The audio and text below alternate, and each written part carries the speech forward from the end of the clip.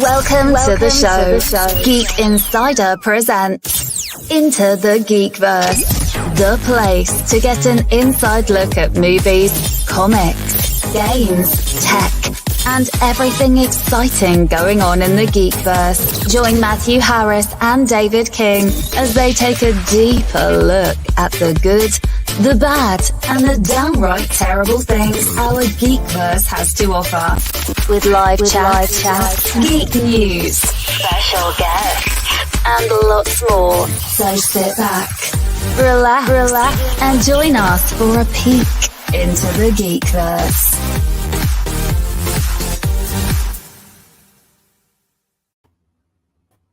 Hello, everyone. Happy Sunday. Hope your weekend went great. If you're in Texas like I am, it was hot as hell. But welcome to Into the Geekverse. This is episode 4, and tonight we are discussing Obi Wan Kenobi, the entire series. We did an episode a couple of weeks ago about the first half, and now we're going to discuss the whole thing. And David and I haven't even gotten to discuss the final episode yet. We have held off so that we can discuss it tonight.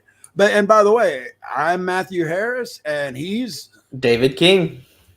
And again, welcome, folks. David, how was your weekend so far?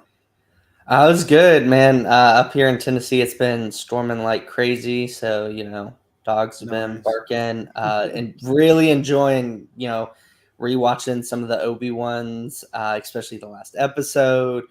So I'm excited, man. I've been on the edge of my seat trying to burst out with the things. I know it, man. I was chomping at the bit. I mean, I watched it, that Friday morning, or Wednesday morning. I messaged you and I was like, watch Obi Wan Kenobi as soon as you can. We'll get to the final episode here shortly, folks, but I do want to let you know that there are lots of spoilers ahead, and I will repeat that in case you come in throughout the show. But there are spoilers. If you do not want Obi Wan Kenobi spoiled for you, turn this off, come back some other time, because we're going to break it down. There is a lot to unpack in this series, and I binge watched the second for the second time. I binge watched 1 through 6 back to back, took a lot of notes, and man, I am blown away by this series, David. I know it was finished for the most part a couple years ago. We've known this was ready. And, I think they went in and did some tweaking here and there in the interim. But this has been done for a while. And, oh, my God, the first episode, we've discussed this. It's set 10 years after Order 66. Ben we don't even see Ben at first. The Inquisitors show up on Tatooine because they hear rumors of a Jedi on Tatooine, and which, of course, who do we think it is, David? It's Obi-Wan. Of course. And so the Inquisitors go around, and we end up finding out it's another Jedi. And after some quick maneuvering, he gets away, and he finds Obi-Wan a little bit later. And he knows who Obi-Wan is, and he asks for help. And Obi-Wan just gives him what advice, man? What does he tell him? Oh man, the first line I'm never gonna forget it. I think you have the wrong person. Yeah. And he just tells him, go, hide. He basically tells him, man, dude, it's over. And that is not what you expect to hear when you come to a master Jedi. Yeah, and I mean, he says, but the wars are the fight. And Obi-Wan says, it's over. We lost. And he says, go build a life, get out of here. And unfortunately, he doesn't listen to Ben. And a little bit later, we see him hung in the city square, the town square. And he's just hanging there for all to see. I thought they did a really good job with the Inquisitors, especially the Grand Inquisitor.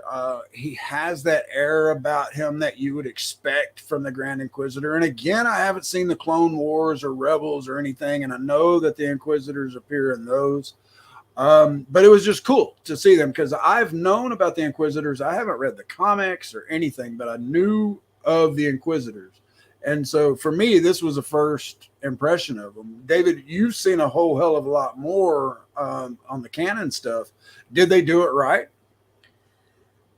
Yeah, I think they gave you the right vibe, especially with the direction that they're going. If you keep in mind the total plot for these 6 episodes, I will say, however, there was a little bit of disappointments when I dig super deep as far as the Inquisitors and some of the other things that I kind of slightly feel are inconsistencies. And I don't really feel that until, you finish all 6 episodes and then you kind of sit and you think about it. So, with that being said, it is amazing. And I love the job that they did, the casting that they did, the actors that took their job seriously. And as we get to each of these parts, I will kind of explain a little bit more. But as you were talking about the Inquisitors coming in and they're coming to find that first Jedi that they hear, we get to see the third sister, which is kind of the main Inquisitor that we see throughout the series, Right. and how she behaves. This kind of carries on for several seasons, but then as you discover more of her story, it changes. And when you take that into consideration, like I'll ask you, Matthew, if you think of her in the first 3 episodes. Right. Think about her mannerisms, who she is, who they're directing you to believe she is. Right. And then think separately the last 3 episodes. And now do you think that transition was really proper? I feel like it was a little bit too intense at the beginning to then tell me that, she has this conflict that causes her to end up helping the story along. I felt like, once again, when I dig deep, I feel like there's a little bit of an inconsistency there. I still love it, though. But I want to hear your thoughts. You told me no, but, any... Yeah. Yeah. And they lead us. She is so ruthless. She's fixing to torture Leia. We'll get to that here in a minute. I forget which episode it is, but she's about to torture Leia. We're thinking that she's this, all in Inquisitor. She's been turned to the dark side. She is driven to get Kenobi in front of Vader because she wants to be Vader's right hand. And you're right. When they do the flip, when they do the big reveal of what her real intentions are, it's rather sudden and rather dramatic. And she, again, we'll get to this in a minute. And folks, major spoilers ahead.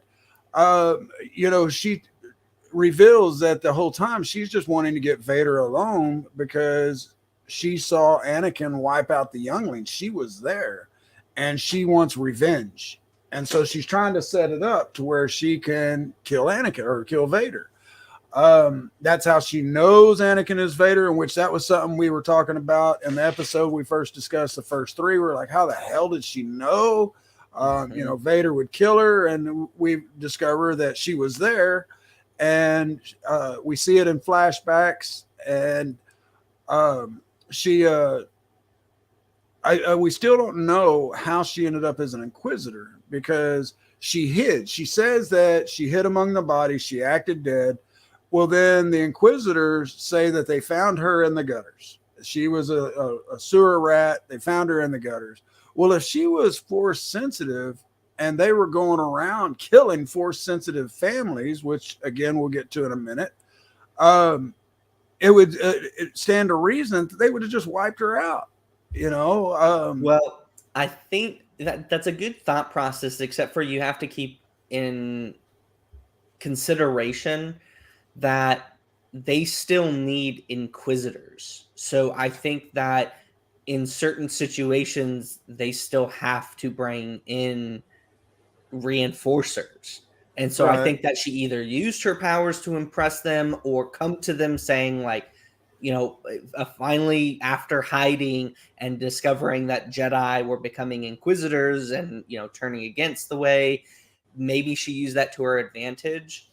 However it was, I think it's because Jedi were turning into Inquisitors, Right. and she was like, this is my way. Like, I think after she was steaming, she formulated a plot to go after Vader. How do I go after Vader? Discovered Inquisitors, and then started going that way. And we get a little bit of that in Star Wars Fallen Order in the game, about the Inquisitors, the process that they Right. do on it. Which I just thought of something when you had asked me that question, and you were talking about the Grand Inquisitor. Like Matthew said, a lot of spoilers. At the last episode, when we realized that he is still alive, and he's with Vader, and you see him on the ship, and they're trying to decide which one to go after. He thinks strategically, and he informs Vader of the decision to go. Obviously, Vader goes against it so he could chase Obi-Wan. But the reason why I point that out is because you asked me about my opinion on the Inquisitors, if it's canon and everything like that. This is great because when you get this feeling from episode 1 to 6 about the actual Inquisitors, the ones that aren't turning, the third sister, they are strategic. You can tell throughout the entire series that they don't just go in there chopping arms off. That was the third sister. They use scare tactics, they use strategy, they use rewards, because they are smart. They're not just stormtroopers that were given lightsabers that had force sensitive or anything like that. They are strategists. And I feel like we got to see that from the other Inquisitors, and I love that they nailed that. She is the indifferent one, which also kind of speaks to how she slowly gets pulled out into the focus of how she's not an Inquisitor and stuff, and that shines through all of it. But I just wanted to tell you, that's exactly the feel that I got that they nailed in this. Was the Inquisitors that are fully devoted to the cause were great portrayals. And then, of course, she did an amazing job acting, but I just think a little bit at the beginning was just too ferocious. And then all of a sudden, like, she flips, she's crying a lot. I mean, in the last half, she cries a lot. Or not cries, but she has that conflict, even when they're talking through the door, and she's like, how do I know I can trust you? And we'll get to that. I got some direct quotes, man, that I wrote out that were just so freaking great. Because like I said, after rewatching it, man, and I'll give my opinion on some things here in a minute, but this is top tier. This is top tier Star Wars. And again, folks, there is a lot of spoilers coming ahead. David didn't get a chance to rewatch all 6 of them, so I'm going to be doing a lot of the talking, and he's going to jump in on these points. But I want to get through the first 3 episodes pretty fast because we already covered those. But there are a few things that I picked up, David, going back through, and I want to see if you caught them. Yeah, there was one more thing I was going to say about the first episode. We talked about in the first podcast that we did, guys, it was amazing. Go check it out if you haven't. That when Leia, we talked about the actress as a kid doing an amazing portrayal, acting, how much we thought that she was of Leia. But you know what we didn't talk about?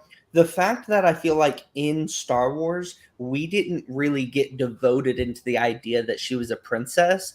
They did not spend too much time on it, but they perfectly nailed a representation that we got into our mind that she was a princess. The entire series, even though it was just that one episode and a little taste of it, the entire series, it carried with me. She is a princess.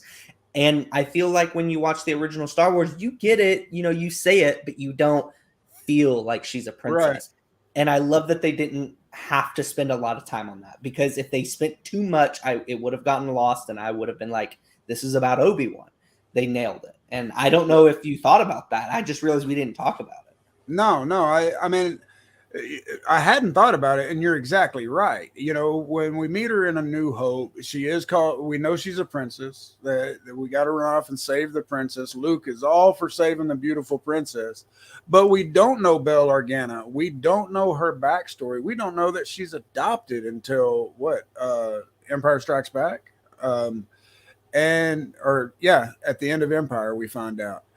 And so you don't get that feeling that she's an actual princess, that she's coming from that line of politicians. And I did like that. I made some notes actually about the last episode, the last closing, couple of scenes, and it really ties it in with A New Hope and everything. But first, before we start breaking down the episodes, I want, and folks, if you are tuned in on the podcast, I'm about to show some images, and if you want to check this kind of stuff out when we play this kind of things, you can always catch us on the YouTube channel. It's what is it? YouTube/Geek Insiders plural. But you can just do a search for Geek Insider, and it pulls us up. Be sure to subscribe. Be sure to like the videos, but. These aren't anything major. It's just some kind of funny stuff that I noticed last time we talked about the aging, that when you're on Tatooine, if you're an adult, you age rapidly. If you're a kid, you're okay. 10 years doesn't make a big difference. You're okay. But if you're an adult, you can go from looking like this on Tatooine to 10 years later looking like this. Or you can go from, where is it? Looking like this to 10 years later looking like that. And then we also discussed the age the age difference because this takes place in the same let me remove that, the same time frame that Solo does.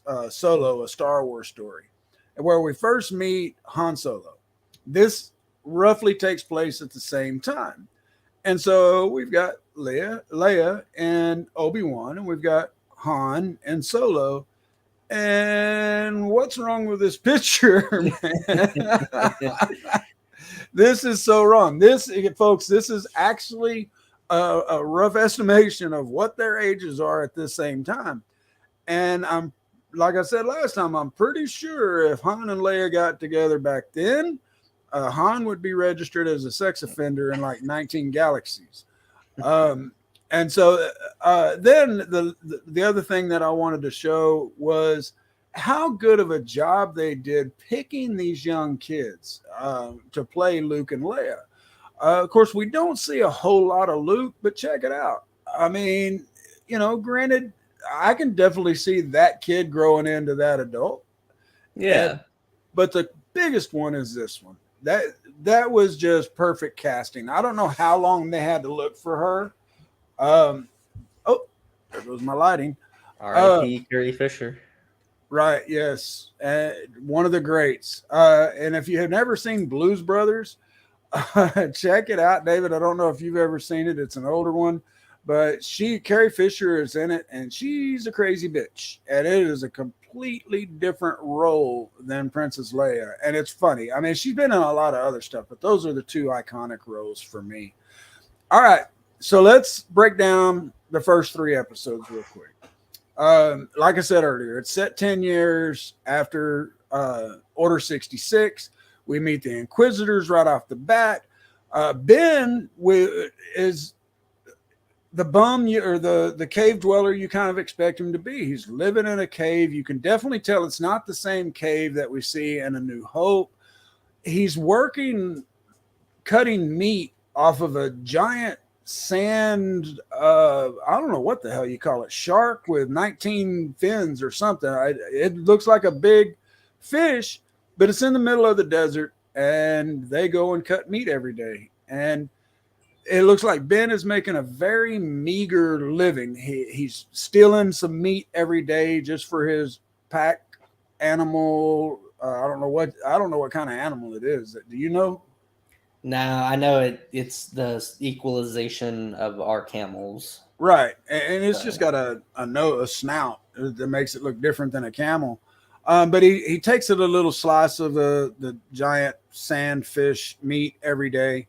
Doesn't take any for himself. Makes meager wages. He's having to deal with the Jawas who are stealing his shit and selling it back to him, that's a great scene, guys. Yeah, it is. He goes, if you're going to steal my stuff and sell it back to me, could you at least clean it first? And the Jawa goes, cleaning is extra. And And it's great. And then we see a young Princess Leia, and she is kidnapped per the third sister's instructions, which she's one of the Inquisitors, because she thinks it'll drive Obi-Wan out of hiding. She says that Bail Organa, Leia's adoptive father, and Obi-Wan were friends during the Clone Wars. And so she thinks that if they take the kid, then Obi-Wan will come out of hiding. And it does work. Bail Organa shows up and guilt trips Obi-Wan into going looking for her. He sends a message first, and Ben is like, nah, you got the wrong person. I'm good. I'm I'm good here on Tatooine. And but then after Bell shows up, he talks him into it. Ben goes out, digs up his lightsabers, and he leaves Tatooine for what we assume is the first time in 10 years. Now, we don't know this. We just can assume.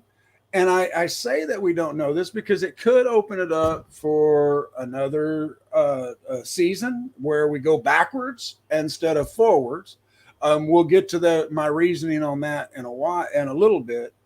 But it was just really interesting. The whole first episode, it was attention grabbing, but it wasn't action packed. They didn't just try to jump right out with Vader coming in and, kicking ass and taking names. They setting up the story. They set it out where Princess Leia, we know who Princess Leia is, and she's a little rough scallion and doesn't really listen. And we see Obi-Wan. He's living the life that you would think he would be living based on the character that we first met in A New Hope.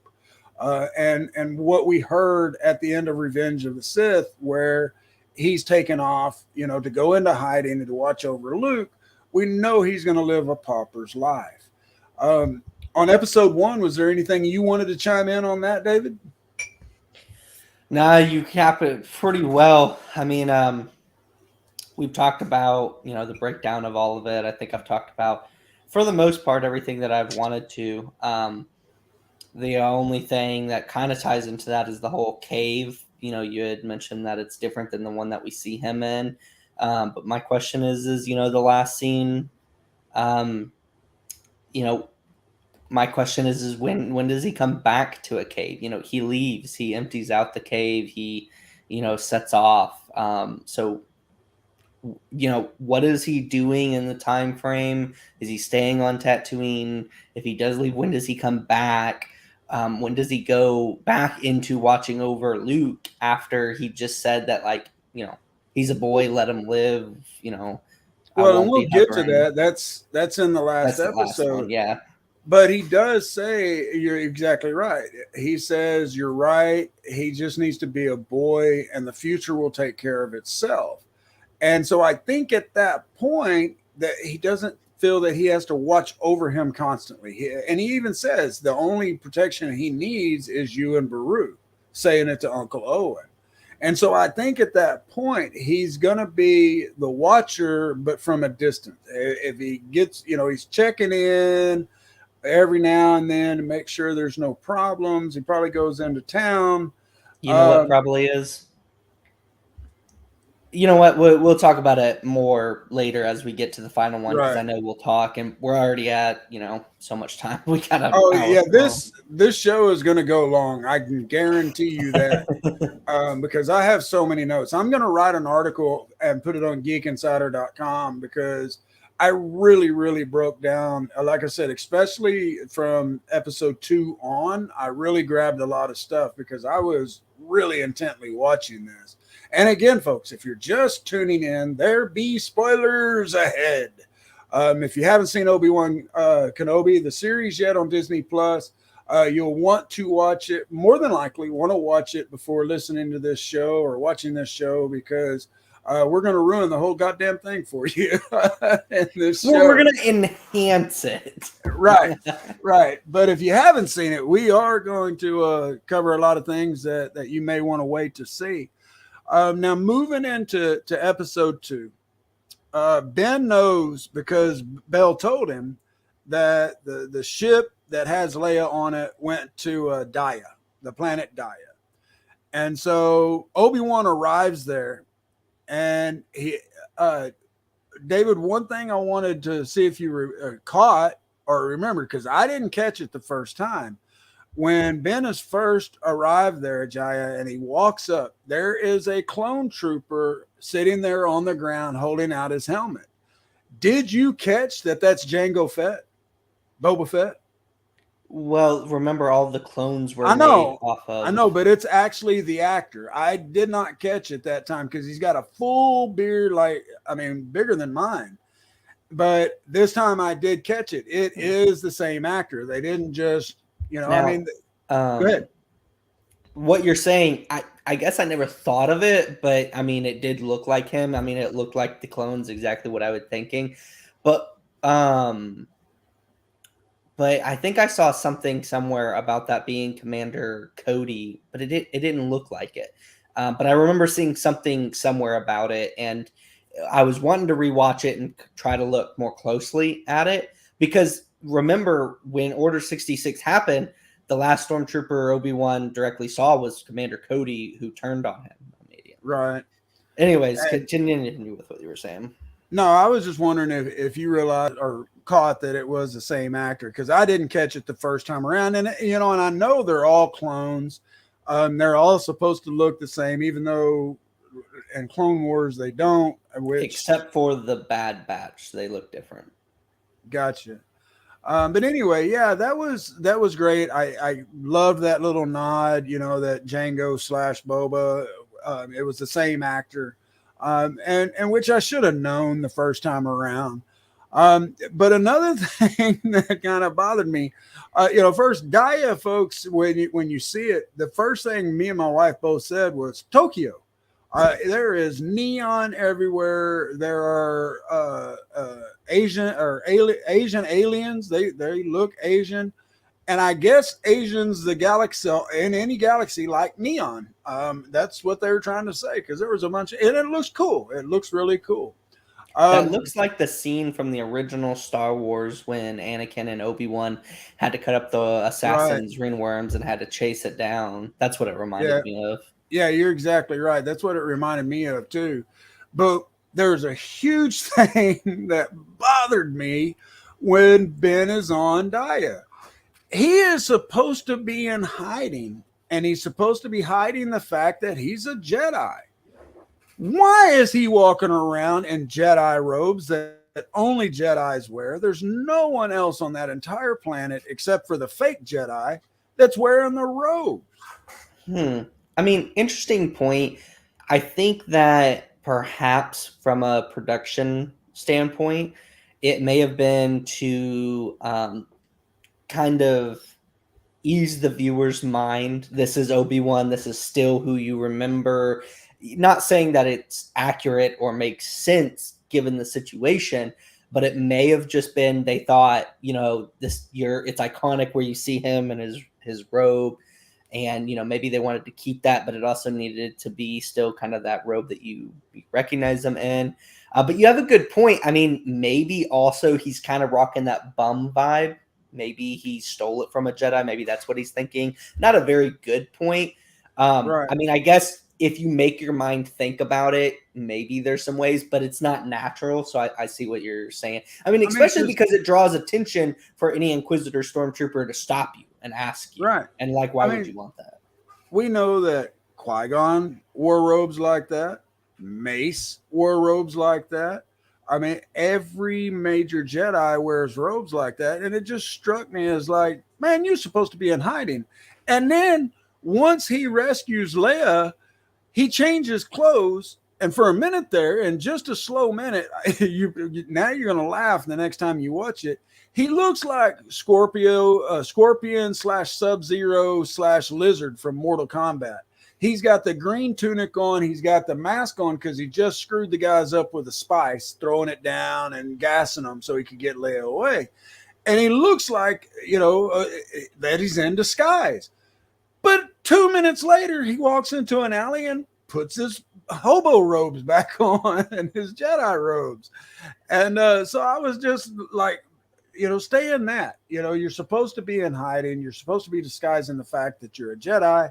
I get it. The robes, they allow you to move quick. Man, my bathrobe, it's a Jedi robe. I've had it for years. I am a certified geek.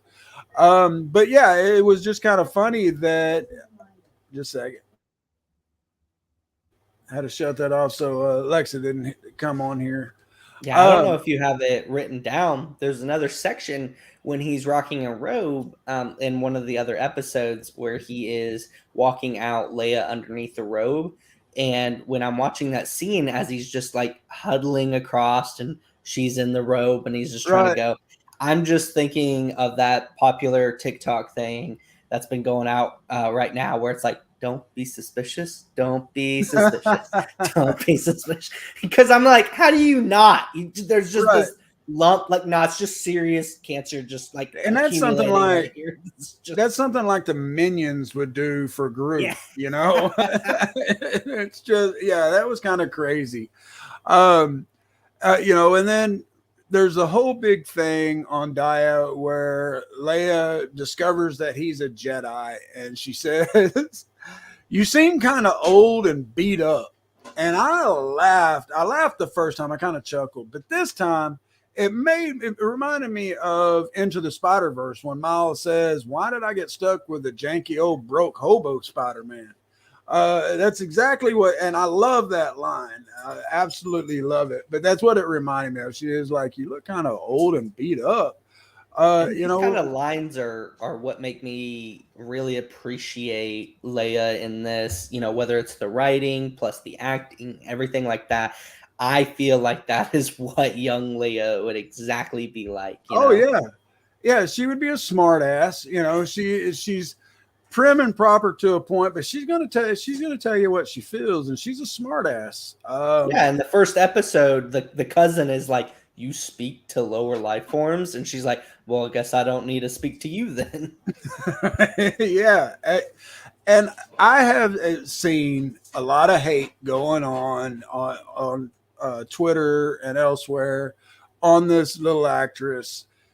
I thought she did a great fucking job. Pardon my French. I need to get the TVMA thing to put up here. But I thought she did a phenomenal job. I thought they did a great job coaching her on being Princess Leia. You do get that vibe of the attitude, the prim and properness, the smartness. And this was something else. I mean, and I noticed this the first time.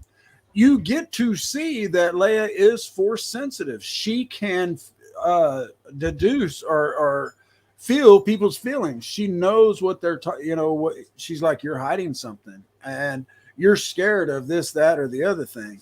Man, we are getting spammed. Do you need cheap blank dates? We're getting spammed with it all over here from YouTube. But anyway, that's neither here nor there.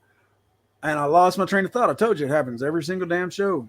I mean, you were talking about Leia, and what I want to know, guys, we're always talking about our opinions and, everything like this, but I'm open to the conversation of understanding people who are arguing and they're just saying that, like, I don't like her. I can't believe, tell me. I'm interested. Right. Is it a viewpoint that I haven't seen before? Is there something that caught your eye that doesn't seem right?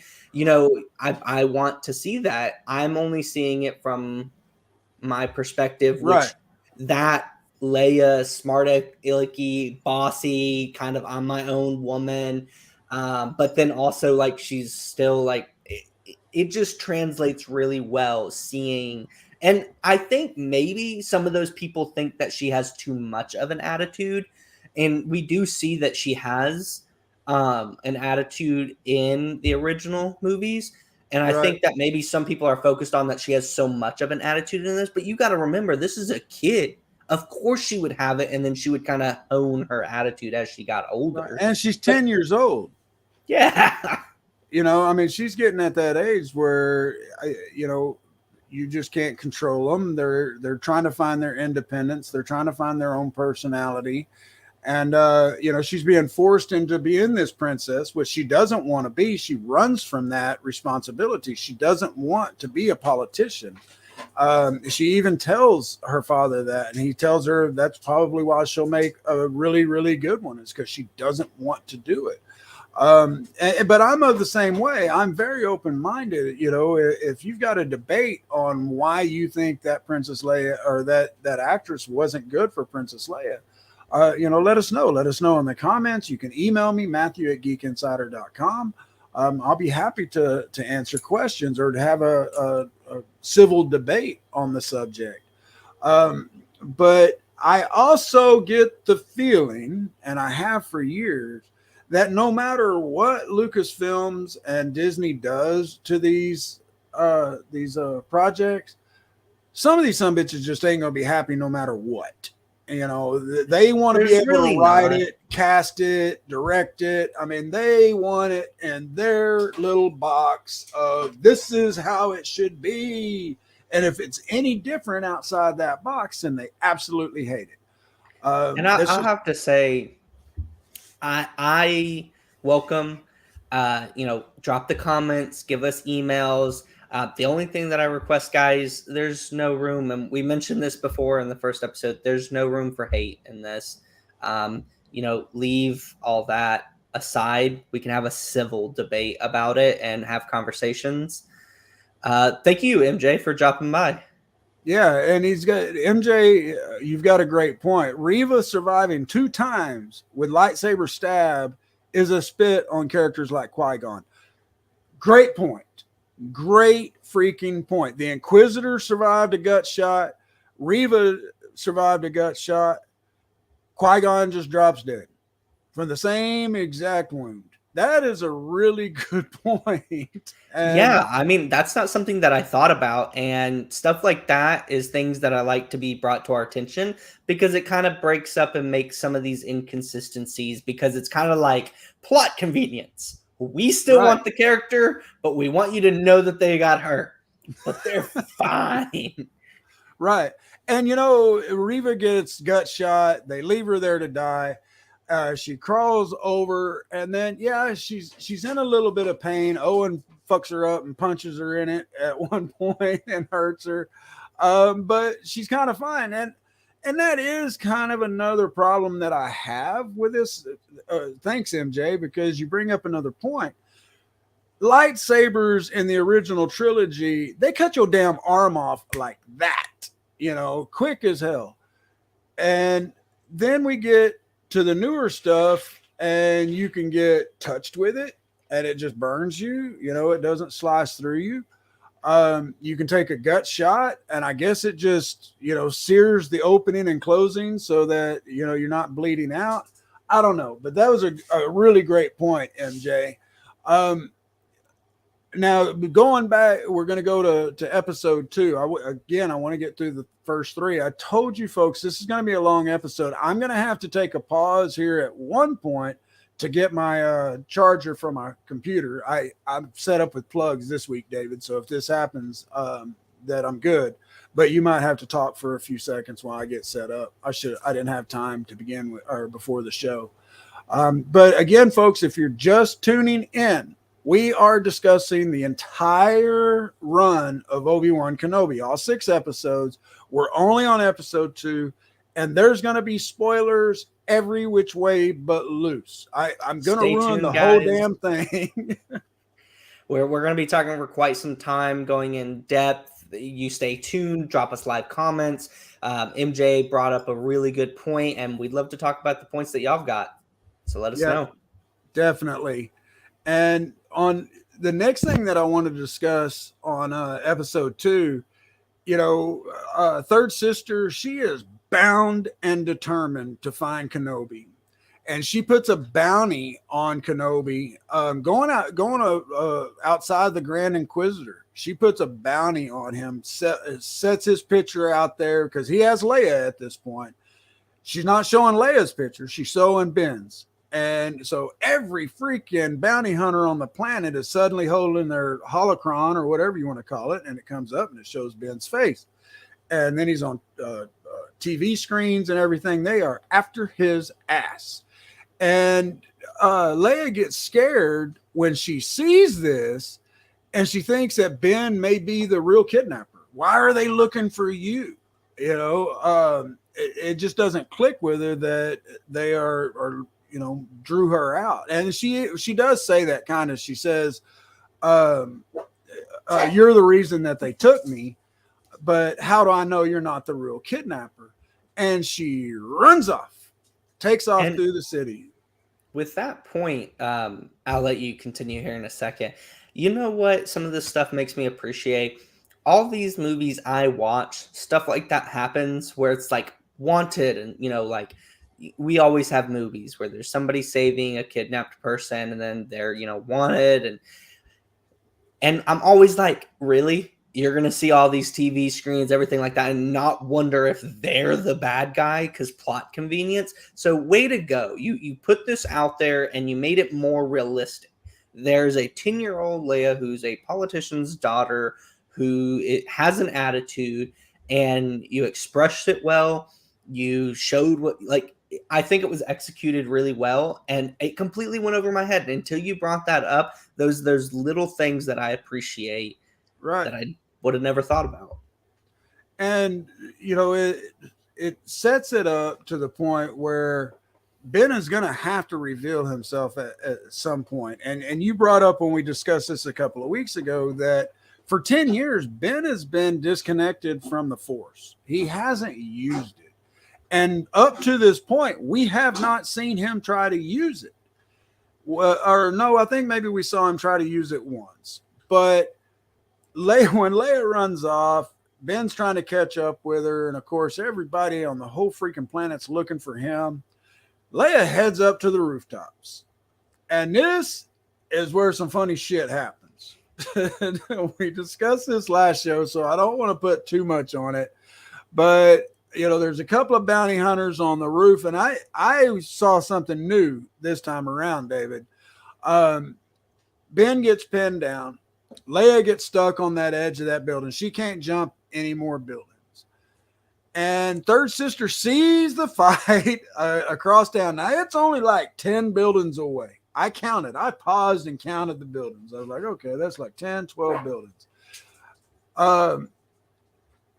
So she starts freaking jumping, running, flipping, and flying across rooftops to get over there. Ben finally shoots one of the hunters, and he's still fighting the second one. Laser blasters are going everywhere. But when Leia falls off the edge, David, Ben goes running towards the edge. There's still a couple more blaster fires from the second bounty hunter. Then it just stops. That bounty hunter doesn't come after him anymore. He ain't dead. He just gives up because Ben runs to the edge.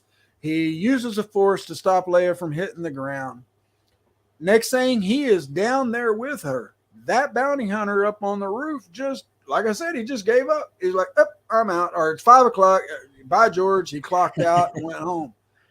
I think once again, it's a stretch of the imagination. And, you know, when you catch those details, it's not easily explained.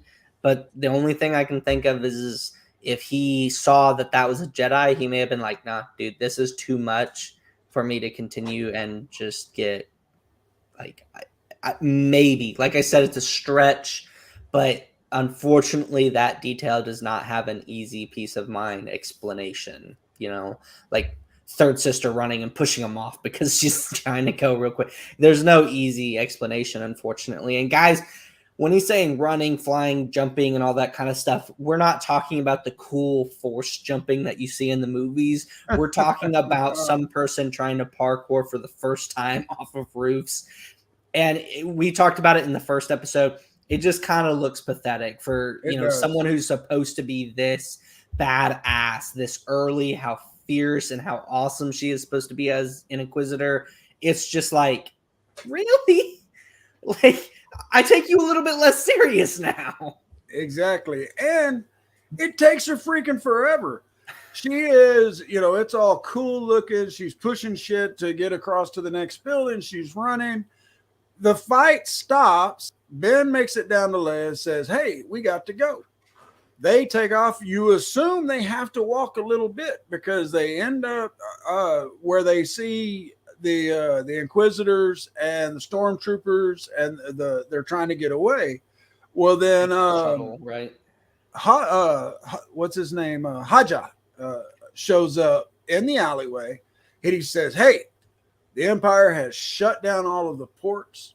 The city's locked down. You can't get out. But there is a cargo transport that they won't even think about. You get up there, you'll take off. And here's some coordinates. Use this. There's some help waiting for you when you get there." He says, "I'll try to give you as much time as I can." And so he turns around, takes off. Ben and Leia take off. Then and only then does third sister start coming down off the rooftops. She parkours her little ass down and then meets Haja. And of course, he's like, "You found me, and I'm a great Jedi." And we didn't cover this earlier. Bullshit his way through. Yeah, he tries to bullshit. He's trying to hold her up. She throws his ass against the wall, and he goes, "That wasn't magnets, was it?" And to backtrack, Haja he's fleecing the public. He's acting like he is a Jedi. He actually does help people, but he uses trickery to make them think he's a Jedi, and takes money to do it. Yeah, and he takes money to do it. But he turns out to be a great guy, or a decent guy.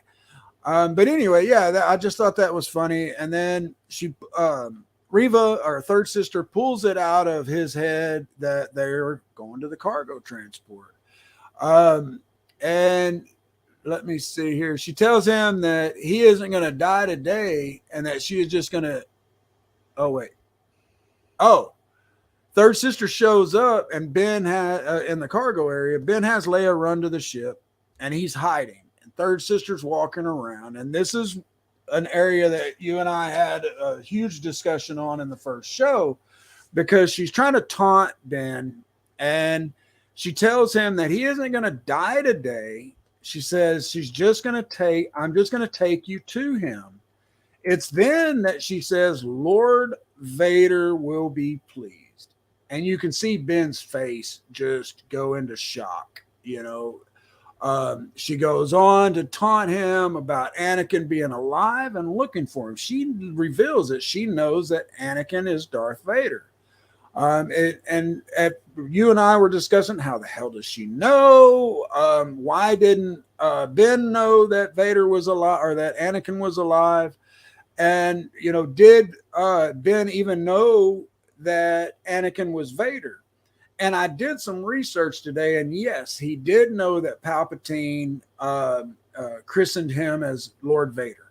In that holocron, when they're in the archives, and Yoda tells him, if you watch the archives, it's only going to be pain. And he sees Anakin kill the younglings, and then he sees Palpatine kind of knight him and says, "Rise, Lord Vader." So he knows that Anakin is Vader, but he just doesn't know that Anakin survived Mustafar. He's burned the fuck up. He's missing limbs, and he walks away. He doesn't see Palpatine come down and scoop up Crispy Critter. And so that is definitely a huge shock that your best friend that you got in a fight with, and you torched him, that he's not only alive, he's still pissed at you 10 years later. And he's got a whole bunch of people looking for you, and which I can understand. You burn me alive, I'm gonna be pissed too, and I might hold a grudge for 10 years. But let's see here. She says, "Lord Vader will be pleased." The Grand Inquisitor shows up though, and just as he is about to use the Force to just pull everything away, he tells her, "Let me show you how it's done." And just as things are starting to move, third sister hits him in the gut with that lightsaber. And she's like, "Did you really think I was going to let you take the credit for finding him?" And he drops what we assume is dead. Ben makes it to the ship, and him and Leia fly off just as Reva / third sister reaches it. And she screams, "You can't run from him. We will find you. We will destroy you." And again, reinforcing that whole thing of she is full on dark side. She is Vader's puppet. She wants Obi Wan Kenobi because that's gonna get her in Vader's good graces. She will become the Grand Inquisitor.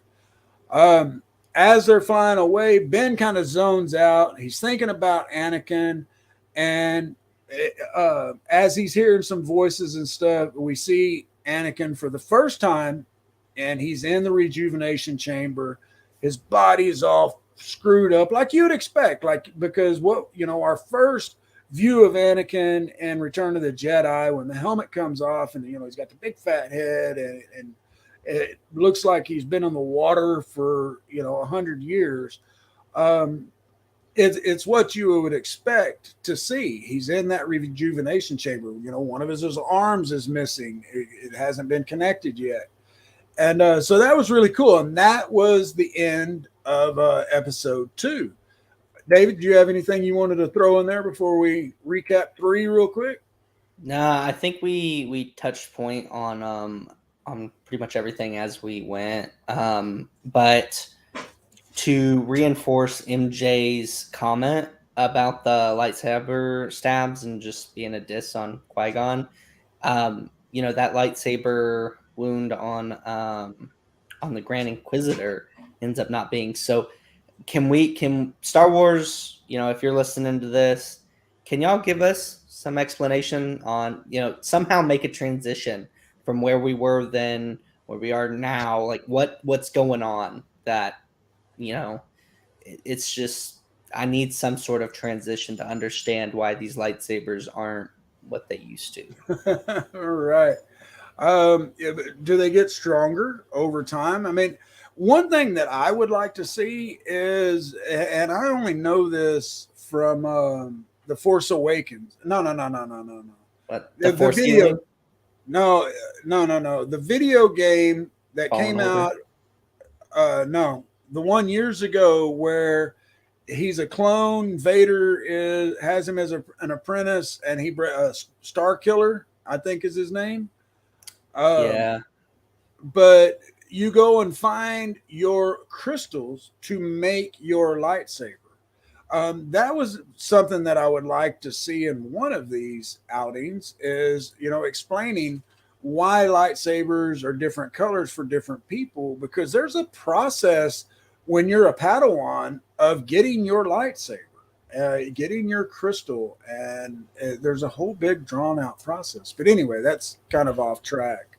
Oh, man, that just made me think, man, this is going to make us run even later. Okay, so you know how different color lightsabers indicate the different type of Jedi you are, whether you're more force sensitive or what. So I could be totally wrong, guys. My apologies. This is just off the top of my head. I think blue was your more force sensitive, which is why Anakin had it because he was so strong. Obi-Wan is big with the force and everything. But I think Qui-Gon's was green. Does that seem right, Matthew? It does seem right, but don't hold us to it. I'm wondering because later it gets explained not only Cal Kestis from the Fallen Order, who's force sensitive, who can tell from memories, from sensing stuff. Then you get in the newest ones, you get where you can force heal. So right. I'm wondering if just having the strongest force presence makes you more durable in a way. Because think about it, the people who are stabbed are really angry or focusing the force, and they're young. So maybe because you also got to think about Obi-Wan, when he dies, he's old and it just it's clean, it's gone. I'm wondering if maybe that has something to do with it. It very well could be. I hate it, but the midichlorians, when you're young, they could be so strong that they do start healing on their own. Because as we know in the final or this last trilogy, Rey is able to heal Kylo, and then Kylo heals her later on, but it takes his ass out because he has to use too much of the Force. And so it's kind of a Romeo and Juliet kind of thing. But yeah, you got a good point there. That could be what why they're able to be able to withstand that gut shot. And what Qui-Gon was older, and so taking the gut shot, he just automatically knew, this is it for me. That's You know, he didn't cut off my hand; he gutted me, so I'm a goner. And on a side note, folks, speaking of Qui-Gon's death, David and I are going to a Comic-Con and at the beginning of August, and Ray Parks is going to be there, the actor who plays Darth Maul. And my geek boner went strong today when I saw that, because I went to go and get our press passes. Oh, and I check all that stuff fairly often to see what guests are coming in, because there's a doggone it, I meant to write down his name, but the guy who's actually in the Vader costume in Obi Wan Kenobi, he's going to be there as well. And so we're going to get some great interviews. We're going to interview some cosplayers and everybody. But anyway, we're going to get to meet Ray Parks, and I am stoked. All right, episode 3. This was a good episode. This was a really good episode. This takes us to the halfway point. And remember, at this point in time, folks, when they were filming this, they had it in mind that this was going to be a standalone series. It was a limited series, 6 episodes. That's it. And so we get, Ben is still trying to communicate with Qui-Gon, and he flashes back to conversations with Anakin. And we see the Vader suit being placed on Anakin. We've seen the helmet come down before, but we're seeing the pieces almost like a early Iron Man kind of thing. It's going in pieces and coming all together, and the helmet comes down, and there's Fathead Anakin. But like we discussed before, one of the most iconic scenes in Star Wars history happens here, and there's more. But that's when they fucking pan in on Vader's castle on Mustafar. That was so freaking cool. Been wanting this for 20 years or more, and we finally get it. Vader's castle. And he tells Reva at that point that nothing matters but Kenobi, and that if she proves herself, she'll be Grand Inquisitor. Vader's on his throne, man, and Mustafar scenery is in the background windows behind him. You're seeing all the lava and stuff. Man, that was a freaking awesome cinematography right there, or digital graphics, whatever the hell it was. That shit was great. Yeah. And Yeah, no, I was just going to say that it's something that we've talked about for a long time, and that we have wanted Star Wars to do, because it's such a big section, and especially if this branches off the way we want it to be, the possible season 2, more of Darth Vader, this sets a good concrete foundation for that to be launched off. It does. There's so much they can do, and I definitely want to touch base on that more, of what I would like to see next. Because like I said, I got a lot of notes here, and I've got some quotes from the cast on what they would like to see going forward. But then we see Ben and Leia. They're on. I'd have to put my glasses on to see the name of the planet, but I can't say it. It's Mapuzo. And they start heading to get to the help that doggone it, now I forget his name, but the fake Haja. They're heading to the coordinates that Haja gave them, but unfortunately there's no one there. And it's almost like Tatooine, except less sand. It's still a desert freaking planet. There's just a little vegetation that's all dead, lots of hills. It's another Tatooine. But Ben hallucinates, man, and he sees Anakin off in the distance in a cliff. He's got the hood on, and the hood is halfway covering his face. Again, some great cinematography. I loved it.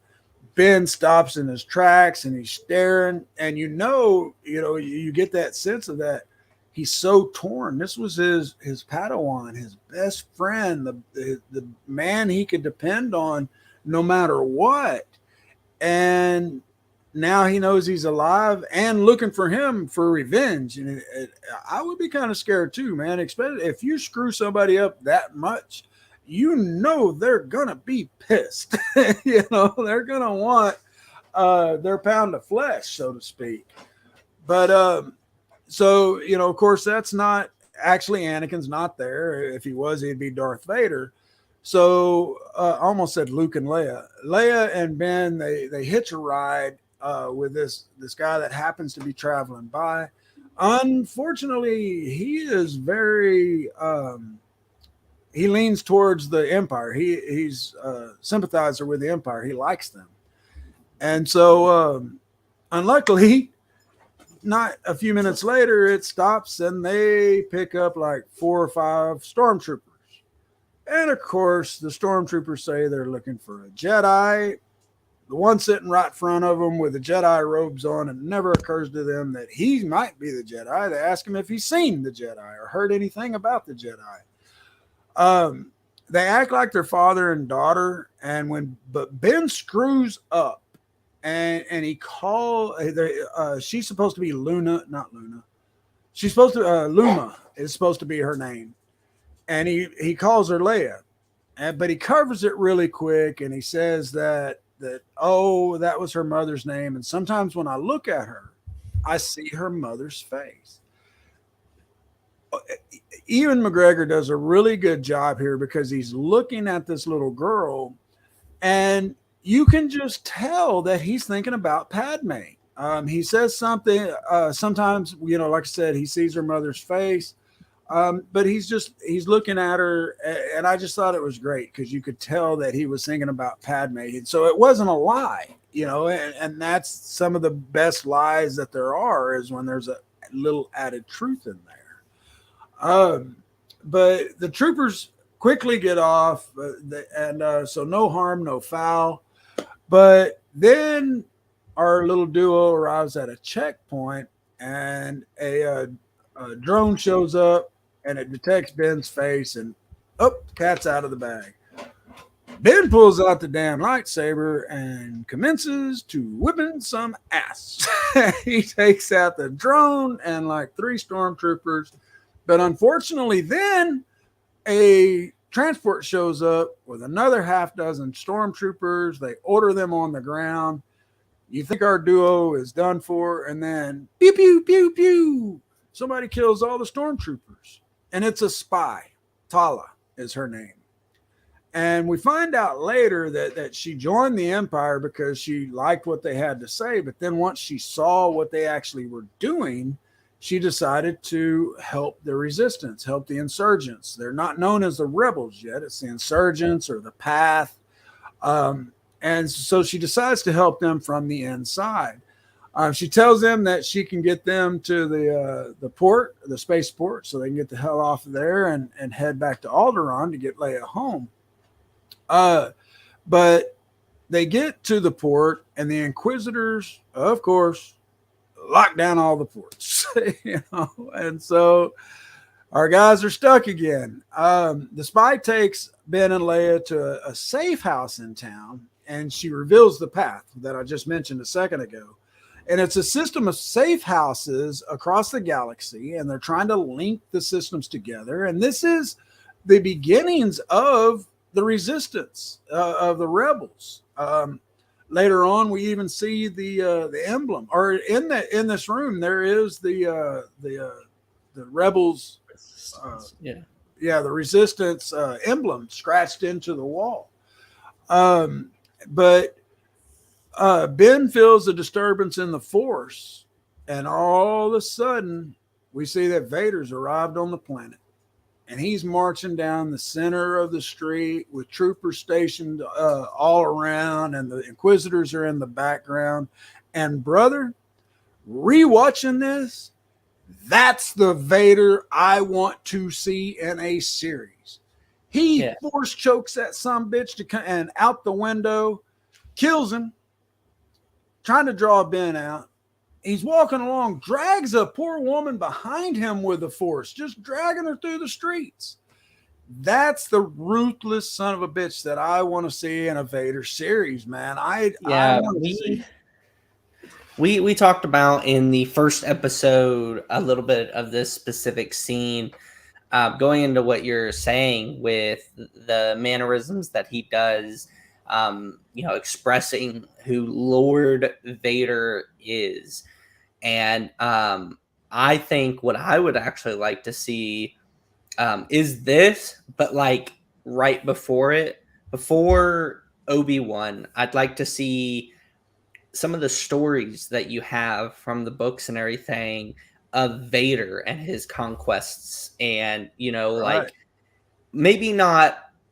I think maybe it's hard because they're doing the whole 6 series thing, but I kind of want to see the point from he's officially Lord Vader and he's established himself just a little bit to he is going out there and traumatizing people with how powerful he is. And I remember there was one comic book where everybody like that was so many and like had him surrounded and said something, and he made some smart ass remark about being so fucking cocky, and then just boom, whipped everyone's ass just because of how powerful he is. And I'd like to see that transition played where he goes out there and he starts establishing, and then about halfway through we get to see where everyone's really terrified, and then you get the people who stand up to him and then just get completely annihilated, and then you know catch up to where we are now, because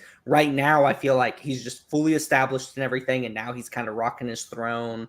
But I Right. feel like that previous 10 years has such a story to tell, and this is giving us exactly that taste. But dude, I'm craving it now. You can't give us that taste and then be like, all right, we're Right. done. Yeah, exactly. I mean, we got the 10 years of storyline of building up, changing from Anakin to Vader. It wasn't a switch that was flipped. He got his ass whooped on Mustafar, and to the point where he has to become three-quarters robot. Well, once that happens, yeah, that's going to screw with your head. But I want to see that, like you said, that 10 years of building up and just becoming the most ruthless son of a bitch in the galaxy. And going along and forcing these people to submit to the empire, ravaging the lands like we hear, when they land on that planet that we were just talking about. Ben says this used to be all lush farmland and farmers everywhere until the empire came in and ravaged it all. Well, that's what I want to see. I want to see Vader going in, sending the troops out, being a tactician and really working towards the empire. But that's wishful thinking. We'll do 100 shows on that stuff if it comes out, because we'll be doing every freaking episode.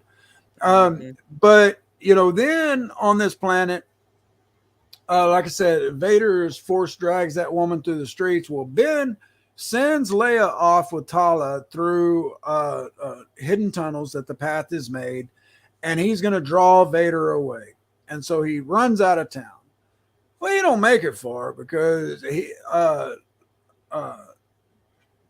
runs out of town, but Vader's just right there and just pops that freaking saber on. And that's another classic scene, that red saber coming on and the darkness.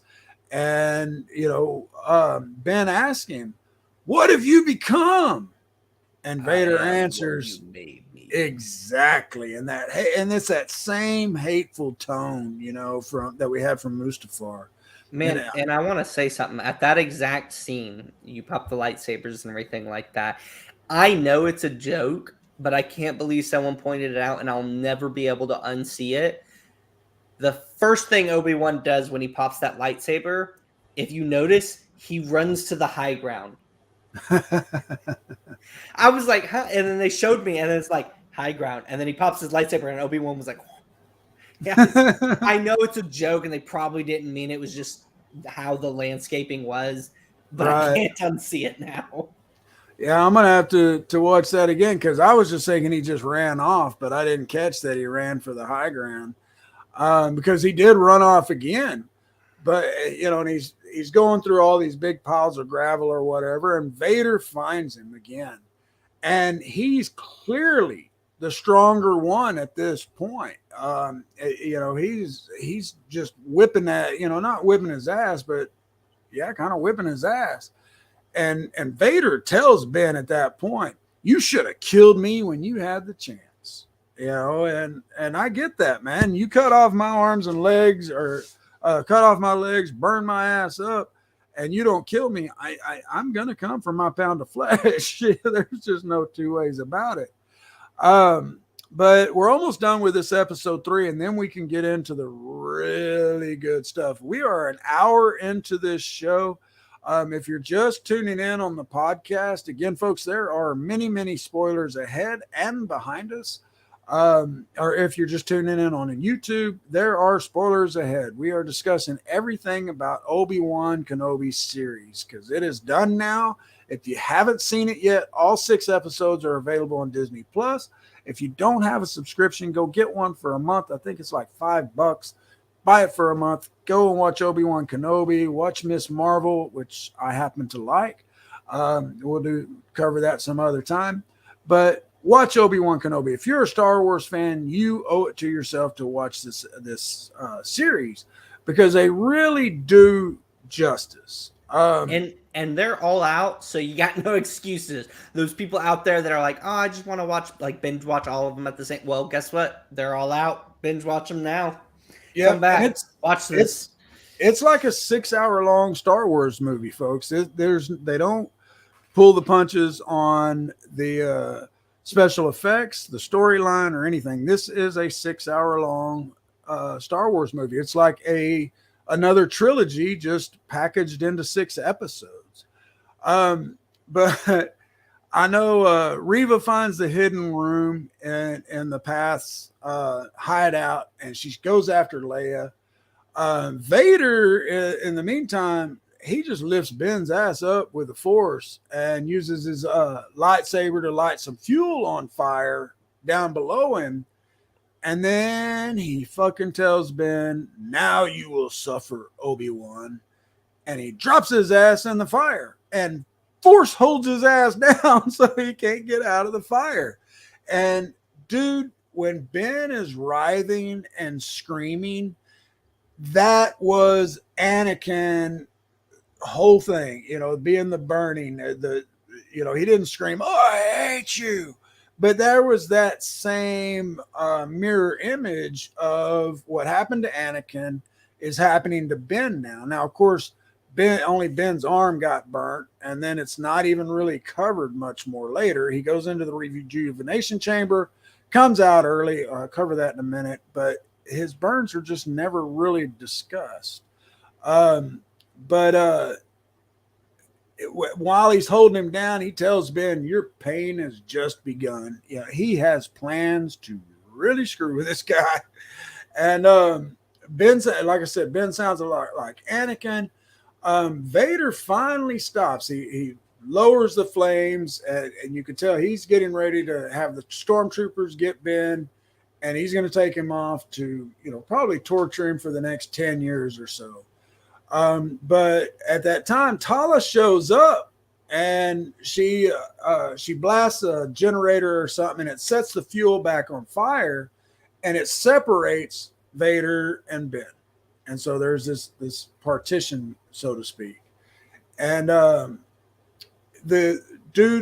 thing that I caught here is Vader is standing there staring across the fire, and they take that shot of the flames just flickering in Vader's helmet. Fucking beautiful, man. That was a beautiful, beautiful shot. Yeah, I think sometimes they have these ideas for shots and then they work the scene around it.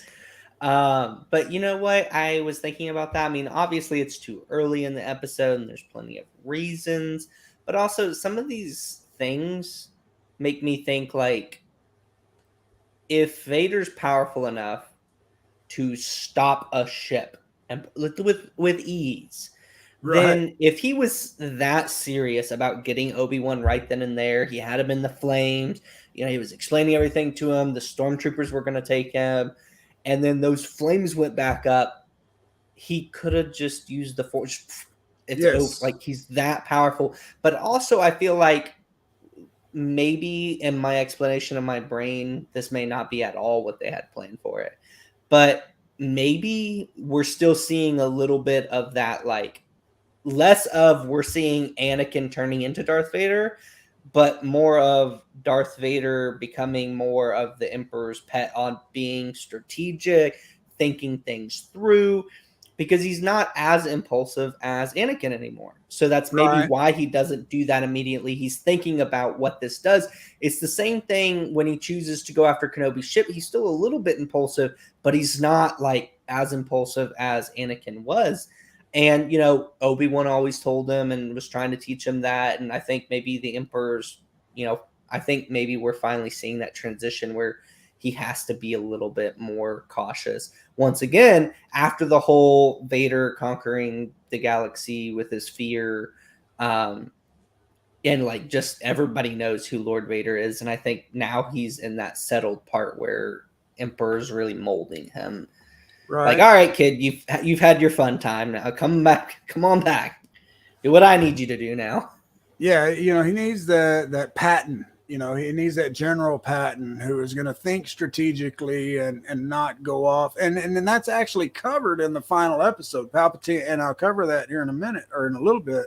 Palpatine actually says something to that effect to him about his affections or his feelings towards his old master.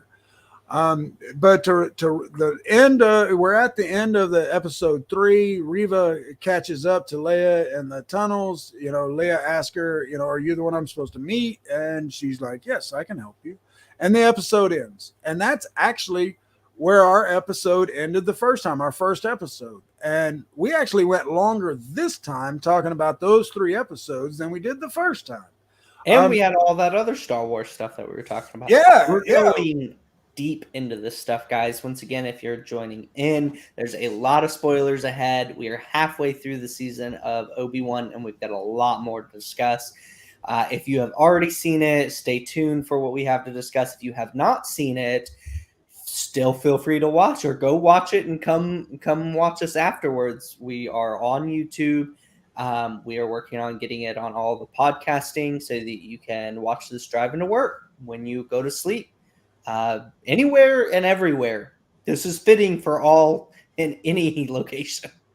It is. And yes, we cuss, or I cuss. David's a lot better about it, but me, I don't give a shit. I cuss in my sleep, and I used to cuss in front of my mom, even though she would give me that sideways look. But yeah, I have a potty mouth. I can do it if I need to be professional, which I have to do all the time. But this is our show, and I can cuss if I want to. I'm a big boy.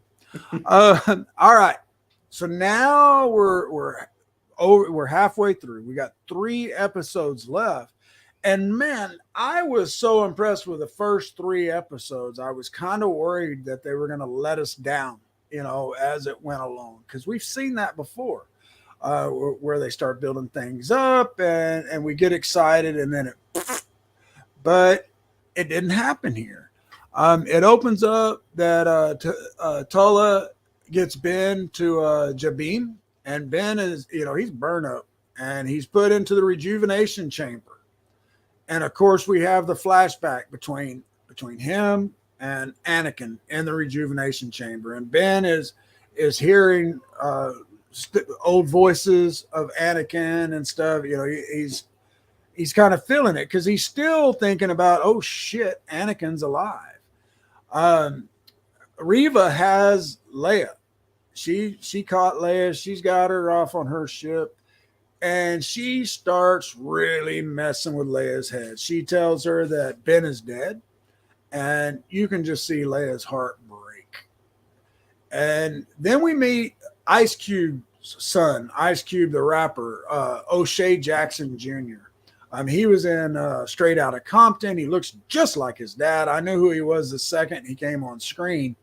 But he's the leader of the ragtag group of the Path, or the insurgents, what will become the Rebel Alliance. And he offers to help. Or after speaking a little bit, he tells Ben he'll help him get Leia back. And then we get to the Inquisitor's fortress. This thing is almost just as awesome as Vader's castle. At first look, it's in the water. It goes no telling how deep underwater the construction is. But it's this cool, little A-frame kind of thing. Not little, but giant A-frame looking thing. And the Avengers would have loved to have it for their headquarters. But yeah, so we see the Inquisitor's fortress. Tala says she can get Ben in without a problem. She's got her credentials. She's been working with with the Empire, and so she's like, I can get you in there. Reva, it flips back over. Reva is really pressing Leia to reveal the past safe house locations. I don't know why she thinks Leia would know all of them. There was nothing in this. Go ahead. I think the explanation there, you got to keep in mind that Leia wasn't an ultimate goal of hers. It was bait for using a Ben, doesn't know much about her.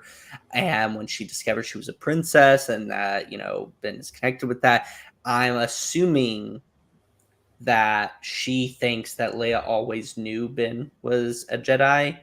And so she had connections with Jedi and felt sympathetic and probably used her political connections to set up routes through the galaxy for people to go through. So I'm just assuming that, I guess she thought it was a family thing and that she kind of knew about it because she's with the Jedi and maybe knew that, and using political connections. That was my thought process when I saw that. And this was another area that I really thought that the acting coaching for I meant to write down her name, the little actress playing little Leia. I thought they did really good on the coaching where Leia kind of acts like she's giving third sister some information, and then she's like, okay, I just got to talk to my dad first. But then she's sitting there, I'll never tell you anything. Even when, this little 10-year-old girl is susceptible to torture, and you can see her damn face right here on. Now, this ain't a great picture. I thought it was a little more focused, but you can see this girl looks really scared. And so I thought that they did some great coaching on this. I thought she channeled Carrie Fisher pretty well. The cockiness, the attitude of, go ahead, do what you're going to do to me. I'm not going to give this up because it's for the greater good. But it flips back and forth. We go from Tala and Ben, and then we go to Leia and Reva. And Reva tries to use the Force. And this is another great part. She's trying to use the Force to pull it out of Leia's head. And Leia just looks up at her and says, is this a staring contest? And so she's Force strong. She doesn't realize it. I don't know why Reva doesn't realize it. She does say you're strong, but she doesn't say you're strong with the Force because it seems like Leia is able to keep her out of her head. Now, speaking of that, I was reading our comments, going back to MJ, talking about the actress who plays Reva, talking about how she's just not a good actress. Now, I've got to say, we mentioned in the first episode that we did. Once again, guys, if you're just tuning in, go watch the episode. We had a lot to talk about Star Wars, not just Obi-Wan, though. And if you want to know what is all in tune for that, go check it out. It's totally worth it.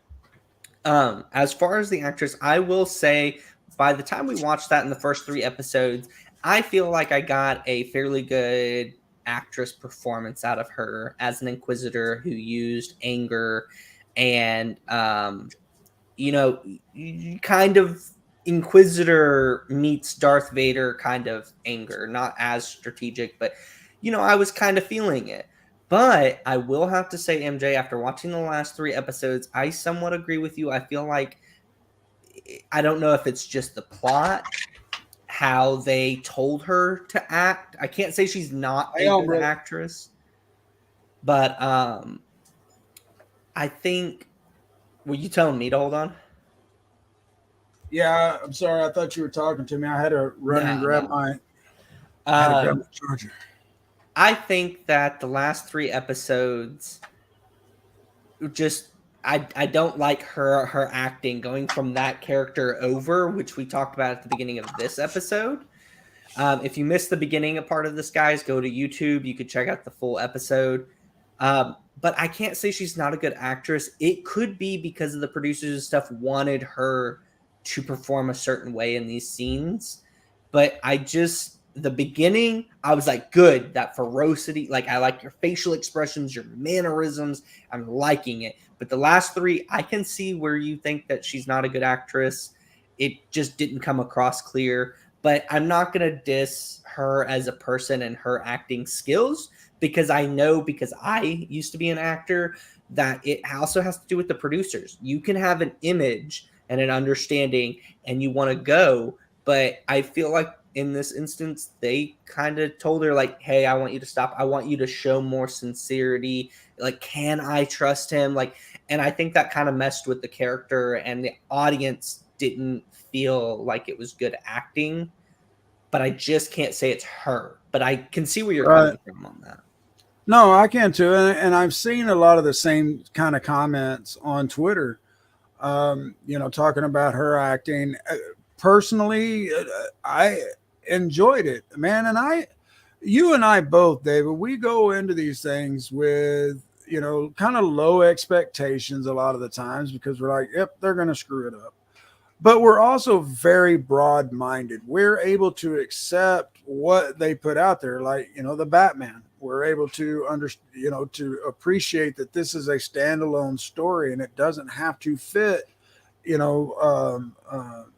Christopher Nolan's Batman or the Michael Keaton Batman. It doesn't have to fit that mold. This can be a different story, just like Joker was a different story. But Christian Bale, you said Christian Nolan. Well, Christopher Nolan was the director. Oh, okay. Yeah, I was like, it seems familiar, but were you talking about Christian Bale? Anyways, okay. Yeah, back to Star Wars, everybody, yes. because we can go all night about a lot of different topics. Right. We just finished we started the 4th one, and we were talking about the acting with the interrogation room.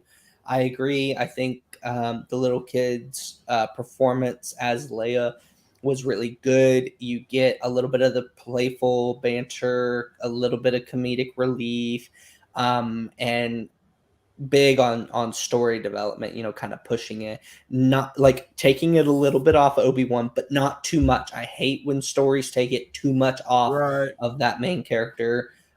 So once again, I think that was well done from an audience standpoint.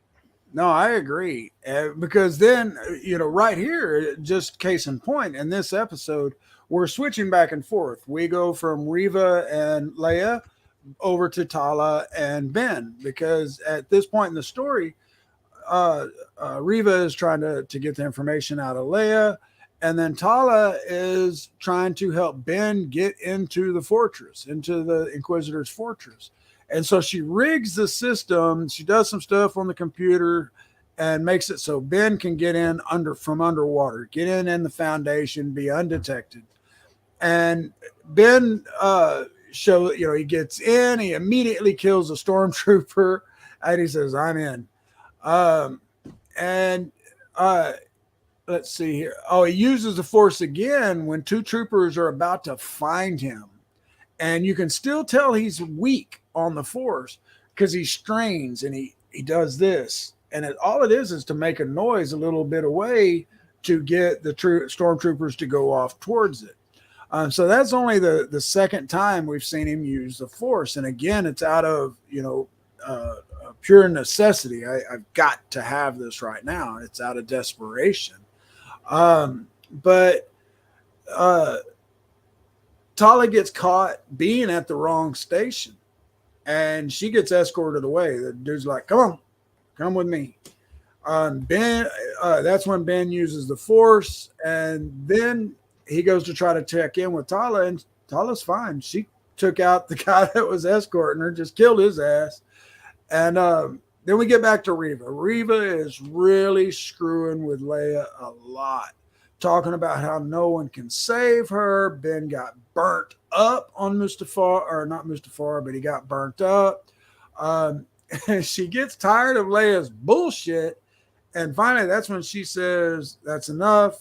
Strap her in, and they take her, and they put her into some major torture device. And that was the image I shared earlier, is Leia's face right before the instruments close in on her. She's screaming for help and being defiant, just like what we would expect Princess Leia to do.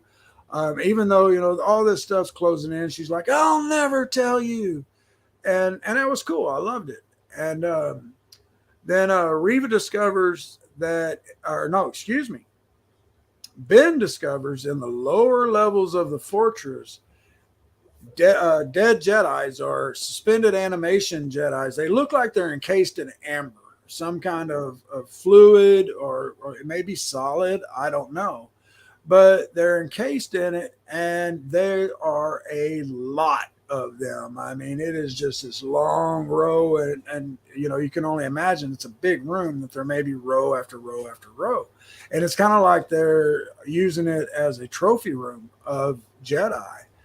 And one thing that I wanted to show you is, I went looking. I was seeing all of these faces and knowing that they were Jedis, and I was like, well, who the hell are all these Jedi?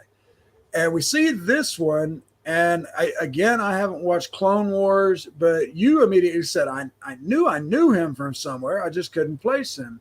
And it is actually, just one second here. And for those who are watching, listening on the podcast, we're showing images of the prominent Jedi that is identified in the Obi Wan series that's cast in that amber substance that he's talking about. So we're showing the image from him in Clone Wars, and we're showing the image from the series Obi Wan. Yeah, and it's Tara Sinub. Tara Sinub is the Jedi that is encased there, but I cannot find a damn thing about the other Jedis we see. The only other thing that I caught was the youngling.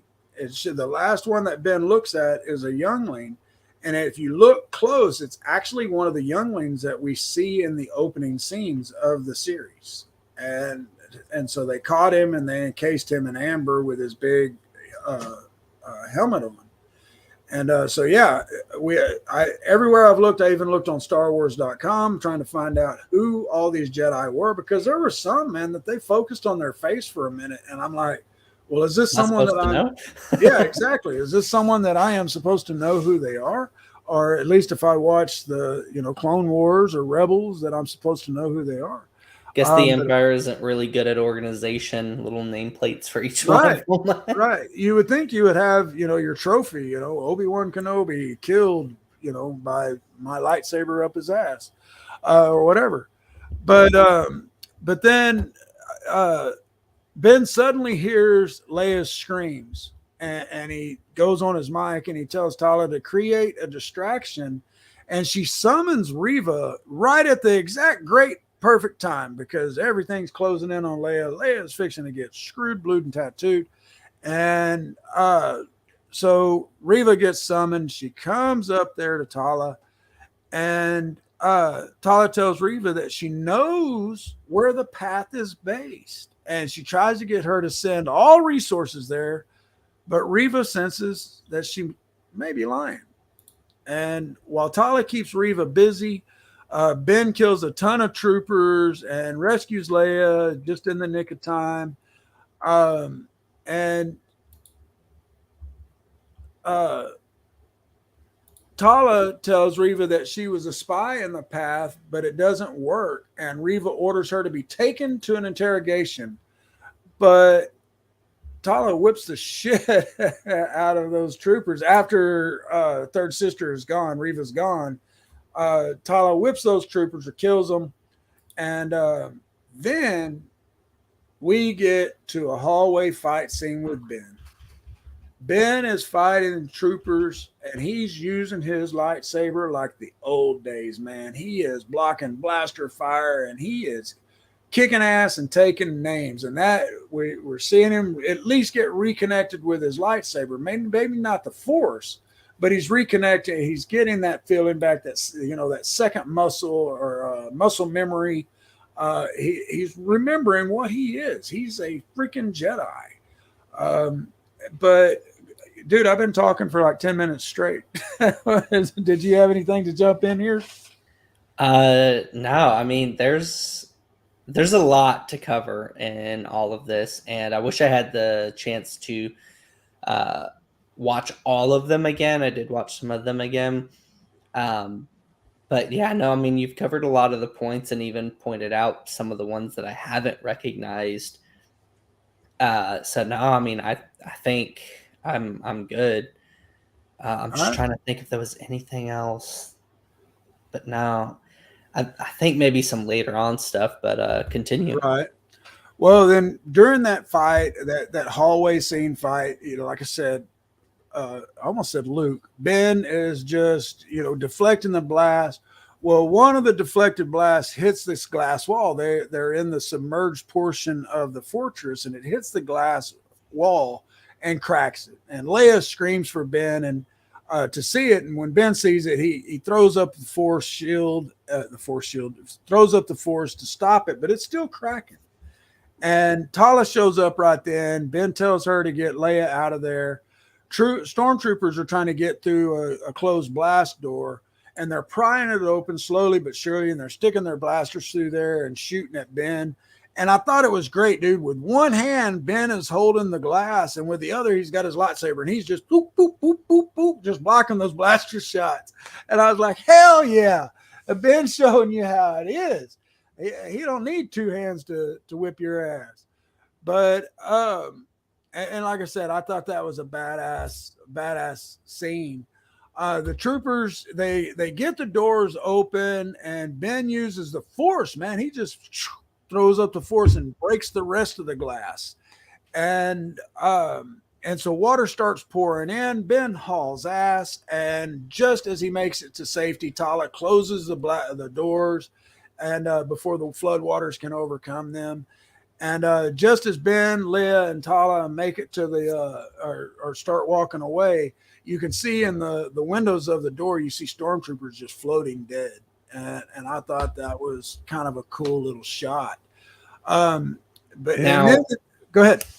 When you were mentioning, as far as him using the Force, it's an awesome moment, and I really love it. But I kind of wish if I could have added anything to see a little bit more of a transition between, struggling using the Force the first time, struggling the second time, to now he's doing this, which I kind of get it. He needs to, but also I don't know, some meditation, and then some kind of aha moment. Right. Some kind of reference to it. It could have made the transition a little bit easier rather than just swallowing like he needed to, so he can do it now. But I'm fine with it. I have thought about that. I'm just kind of he all of a sudden he's really strong in the Force, or at least strong enough to do this stuff when he struggled just to do the basic stuff earlier. So that was something that I noticed. I really loved it. Great scene. It's exactly what it needed. I just probably would have added something in the. And you know what it reminded me of, though?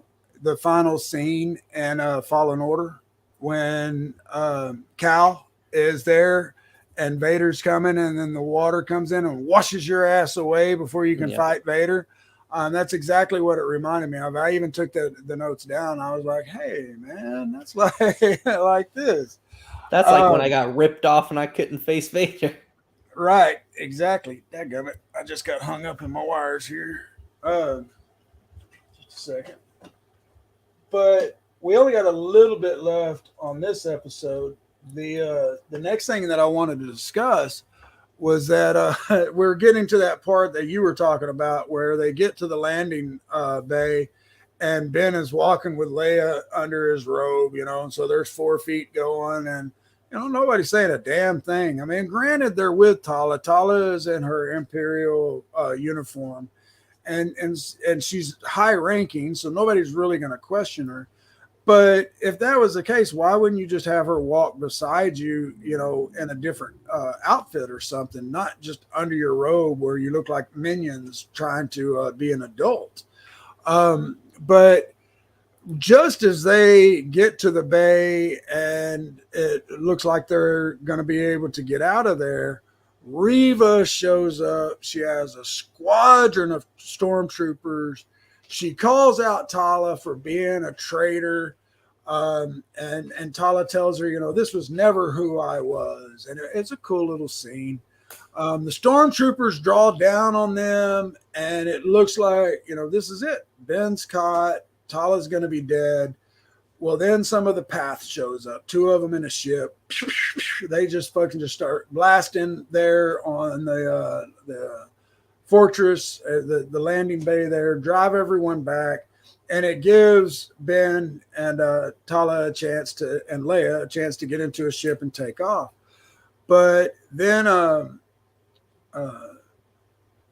the Grand Inquisitor says, or no, first brother. Was it the first brother? I thought it was like second brother. It may be second brother. Han. Yeah, the with with a big dome head. He tells her, stop them or something, and she uses the Force to chunk a big metal thing at one of the ships, and it takes it down. Yeah, and it explodes him, sends him down into the ocean. And, they're not even really fighters at this point. It's way early on in the Resistance. They're not fighters. They just did this out of desperation to help Ben get Leia out. Because, dang, I wish I'd have wrote down his character name, but Ice Cube's son, he's, promised to help Ben. And then we see Vader going off on Reva. He lifts her up in the air with a force. He just starts crushing like almost her whole body. He is and he tells her, I warned you what the price of failure would be. And that she's able to gasp out that she placed a tracker on there. And so they're not going anywhere without them knowing. And she says, we'll be able to get the Insurgents network and Kenobi at the same time. And so Vader lowers her down and says something to the effect of, I underestimated you. Good job. Basically, that's, paraphrasing. And then the episode ends with Ben and Leia holding hands on the cargo ship. And we see Leia's pet droid, Lola is what she calls it. It looks like a little, like a big ladybug almost, or a droid ladybug. But it lights up, and it alludes to the fact that is the tracker that Reva put on them. And the episode ends. Anything you want to say on that before we move to episode 5? No, I spoke up for the things that I knew and realized. One of the things that I got to point out, and, guys, you're probably hearing a lot of the stuff where I'm talking about production value, actresses, you're talking about the cinematography, any of that kind of stuff that you're probably hearing me talk a lot. I really am a big nerd. I've watched a lot of this stuff. We've talked about it. I've talked with him about it. He may be taking the lead and everything on a lot of this kind of stuff. But I think I do like to talk about sometimes when they're putting the effort into this. Right. For instance, when they're on that craft and they get back, you actually get to experience what it was like for somebody who didn't have a lot, who put their life on the line to save this Jedi in hope. It's just in hope. They don't even really know of what. It's just in hope of a better future, the idealism of a Jedi. And when one of them doesn't make it back, you get to experience it. It's a small section. Once again, they didn't dwell on it. But, it's things that they put more thought into. Like, let's just not just brush past people die for these the entire time. They addressed it. And I think that they did a good job. They expressed it. They didn't say too many words. They didn't explain too much who the character was or anything. We didn't have a whole cremation ceremony or anything Right. like that. But you still got to see that this has an effect on the people around them. And I like that. Yeah, his wingman or wing woman comes in, she's downtrodden, yeah, it shows a decent amount of remorse for losing him, and they did reveal his name. It began with a W. I think it wasn't Wes. It might have been. But yeah, they do give a nod to it, and that he died for the effort. But you're right, they didn't harp on it. We didn't have to go see the burning ceremony like with Ewoks or whatever. But they gave it the proper amount of nod. And then we get into episode 5. And folks, again, major spoilers ahead. These next 2 episodes, especially episode 6, they're some of the best Star Wars moments in the frickin' 40 years that this has been going on. Especially one of the fight scenes. Again, David and I haven't even been able to discuss episode 6. We're coming up on the 2-hour mark of the show already. I expect we're going to be here a little bit longer. With that being said, guys, I want to go ahead and give a shout out to all the people who have stuck around, who are watching this. We appreciate you. And we've got plans in the future for people who are loyal to us and show this dedication. If you are still on here, feel free to drop a comment. Let us know, and we'd be happy to give you a shout out. Drop a thought process like our friend MJ did earlier, and it'll spark a debate for us. Yeah, and I mean, we love seeing that kind of stuff, folks, because a lot of you have really good ideas. A couple of weeks ago, Jason posted something that we hadn't thought of. I forget what it was off the top of my head, but we were both like, whoa, that's pretty cool. And that's the stuff that we like to hear, especially, I mean, we don't think that our opinion is the end all be all.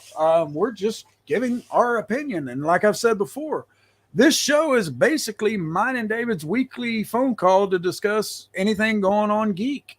And we were told by a couple of people, they were like, hey, you should make this into a podcast. And I told David, damn it, that's not a bad idea.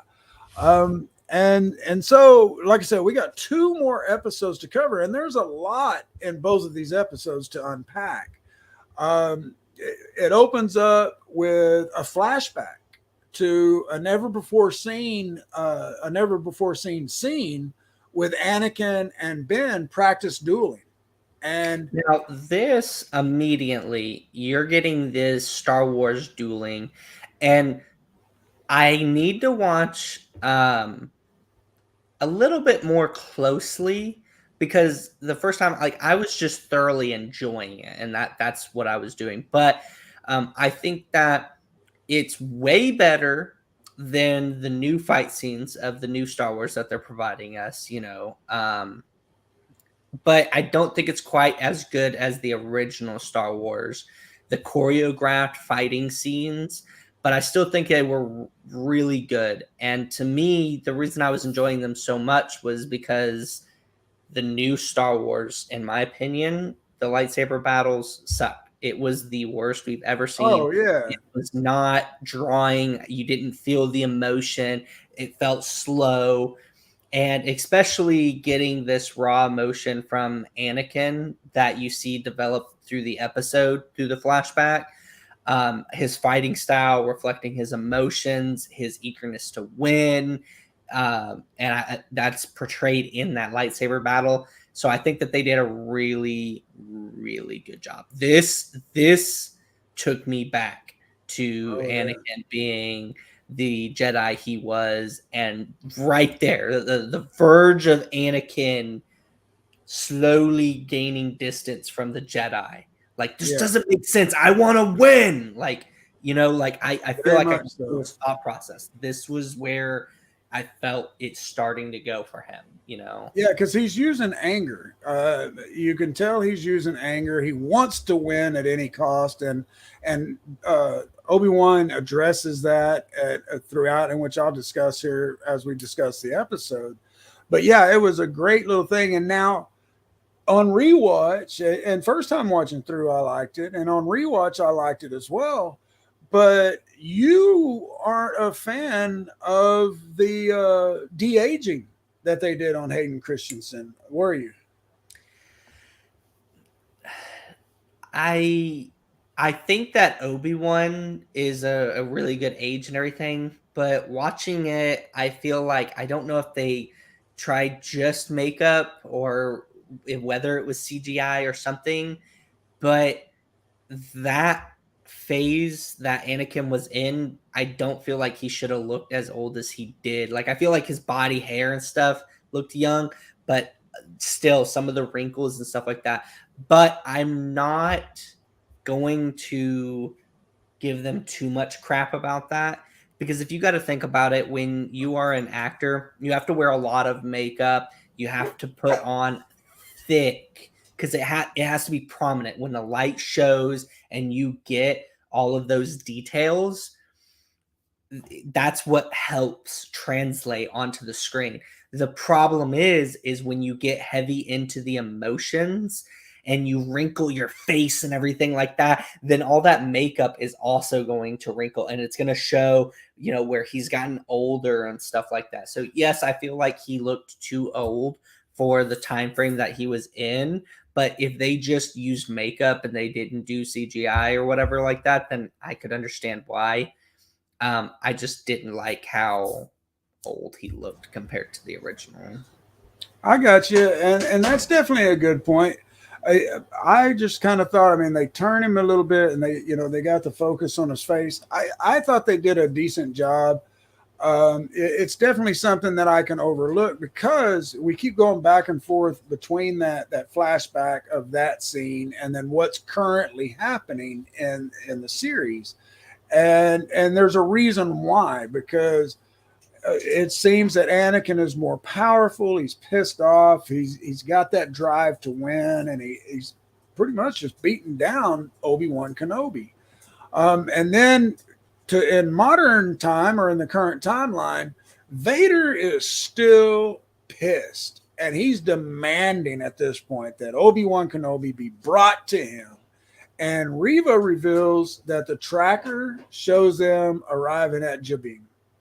And that's when Vader promotes Reva to Grand Inquisitor, and has her kneel, and he anoints her as Grand Inquisitor.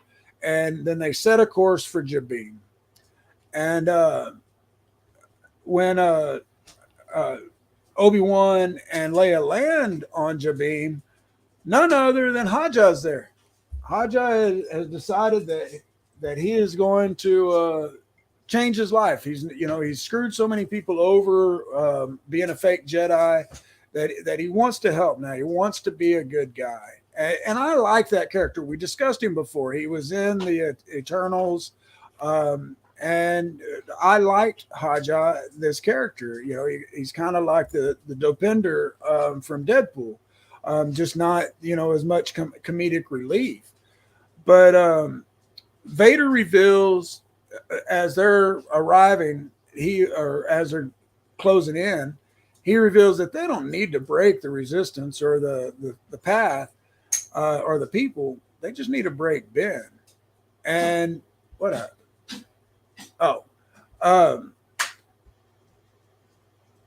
Where was I now? And so while we're there, Lola, which is again Princess Leia's little droid that's been hijacked, it takes off, it goes up into some systems, and it starts messing with wires. And then we flash back again over to Ben and Anakin fighting. And what was I going to say? Oh, and then you see Anakin is getting very aggressive. I mean, he is hammering down with that damn lightsaber. And, that's one thing that I wanted to bring up. It's in my notes for later, but it's just something that I wanted to discuss. You know, a lot of the times when we see these lightsaber battles, even when Luke and Vader get in a battle, Luke gets pissed and is fighting out of anger. Well, that's the dark side. And what I know is, and I've had this thought for a long time, that the perfect Jedi would use elements of both the light and dark. And then I found out that's Mace Windu's style. That's how come Mace is so damn powerful and why he's the only one with a purple lightsaber. Now, speaking of which, I did hear or read an article that Samuel L. Jackson has confirmed coming back as Mace Windu in Star Wars, as well as Natalie Portman has confirmed she is coming back in Star Wars. I'm assuming that means that she's probably going to be playing an acting role as Leia. As Padme. In like a history, like a backstory kind of thing. So I'm thinking maybe the same thing with Mace Windu. But I mean, they didn't show him actually die. Nope. He fell out the window, so it is open. I was kind of hoping he'd show up in Kenobi, you know, that he was still alive, and kind of lead off into his own series. I would love to see, I mean, we don't know shit about Mace Windu other than he's a badass motherfucker with a purple lightsaber and he's on the Jedi Council. So I'd love to see more with Mace. There's a killer scene, and I'm going to show it right here, where Vader is arriving at Jabin and he is looking out the damn window, and I snagged it. That, to me, that's classic Star Wars, man. That could be a poster for Star Wars. You just have the reflection of Vader, and you got the planet over there, you know, and he is overlooking the planet, and you know what he's about to achieve. He knows he's fixing to encounter the enemy of his, or you know, his main enemy, or the person that he hates. At this point, Ben and the Resistance, they know that the Empire is coming, or that Vader's coming, and so they start trying to fortify the hideout, to hold off long enough for the bay doors to be fixed, because Lola closed the bay doors, the ships can't take off, and so they're trying to fix it. The Empire arrives, and there are a ton of stormtroopers that come out in front of the base. They got these big laser cannons, and third sister Reva shows up, and then she says, begin the attack. And bam, bam, bam, they start blasting away. And then Leia, she's like, I can get up there, because they're trying to fix the blast doors. And so she has them get her, she orders them basically, get me a ladder. And Ice Cube's son, Shay, man, I really ought to get his name instead of calling him Ice Cube's son. The man has his own career, and his own identity. He says, you know, this isn't the time for play or something like that. And Ben says, you know, do what she asks. And he looks at him and he goes, you trust me? I trust her. Get her a ladder. And so they get her the ladder. She goes up in there and she starts messing around to fix what Lola messed up. And she doesn't know it's Lola at this point. And then... Yeah, but man, dude, I don't know why some of the little things bugs me so much. She's right here. Lola is right here. You're telling me you're not hearing any of that. Right. I mean, man, dude, that immediately caught my attention. And I'm like, and it shows that Lola's cutting still in it. So I'm like, one, even if it's hovering, that means you're having to apply enough force to be coming back to keep you up in the air, or you're having to push whatever. That would make noise that close to you. And then two, even if for some reason, because this is, you know, in totally sci-fi and stuff like that, there's cutting. That's going to make noise. You're telling me that anyways. Sometimes little stuff like that, I'm just like, what? And like she wouldn't recognize the sound of Lola. I mean, that is her buddy. That is her pal. It's always with her, and so she's not going to recognize the sound of Lola flying over there. But yeah, and then in some of the scenes, they're coming from this angle, and it's showing Leia messing, digging through the wire. She's not really doing nothing; she's just digging. But from this angle, Lola is not there, and but then a little bit later, she's right there, and that was something that bothered me. Is in a couple of the scenes, Lola's not there. And then all of a sudden she is, a foot and a half away from Leia's face. And for anybody out there that's like, oh, well, she's in a duck and it could be really noisy and stuff like that, valid point, except for they're not portraying any noise and she can hear people all the way out in the main corridor that's talking to her. Right. So, invalid argument. Yeah, that's a great point. They ain't even yelling down there. They're just kind of talking, and she's like, I'm doing what I can or whatever. Yeah, that's a great point. She can hear them down there. Because just a second ago, I was kind of thinking, well, there might be some humming from the electronics and stuff, and she may not hear Lola. But no, you're right. She can hear, I don't know what, 20 foot down, and she hears just fine. Then Ben says that he's got to go. He's looking down at his little holocron thing. I think that's what they're called. And it's flashing. He's got a message, and it's Bell. I thought it was holodeck. No, holodeck, that's from Star Trek. But you might be right, but I know holodeck is Star Trek, and that's where you can go in and see whatever you want, program it for. But Bell sends Ben a message, and he's worried because he hasn't heard from him, and he's scared that, what is it? I saw your face light up. Yeah, hollow projector. Hollow projector, okay. But Bell says that if he doesn't hear from Ben soon, he's going to assume the worst, and he's going to head to Tatooine to get Luke, to make sure that, at least one of the twins is safe. Then we move over to Tala and Ben, and this is where we learn why Tala turned, because she joined the Empire. She believed in what they were doing at the time, but she's on a mission, and they go in and they round up 4 full families of Force sensitive people, and then they brutally murder them. And that was the point where she's like, I'm done. I am done. And so she switched sides. She's going to work from the inside, inform the insurgents of what's going on with the Empire. And then Ben and Reva, wait a minute. What am I?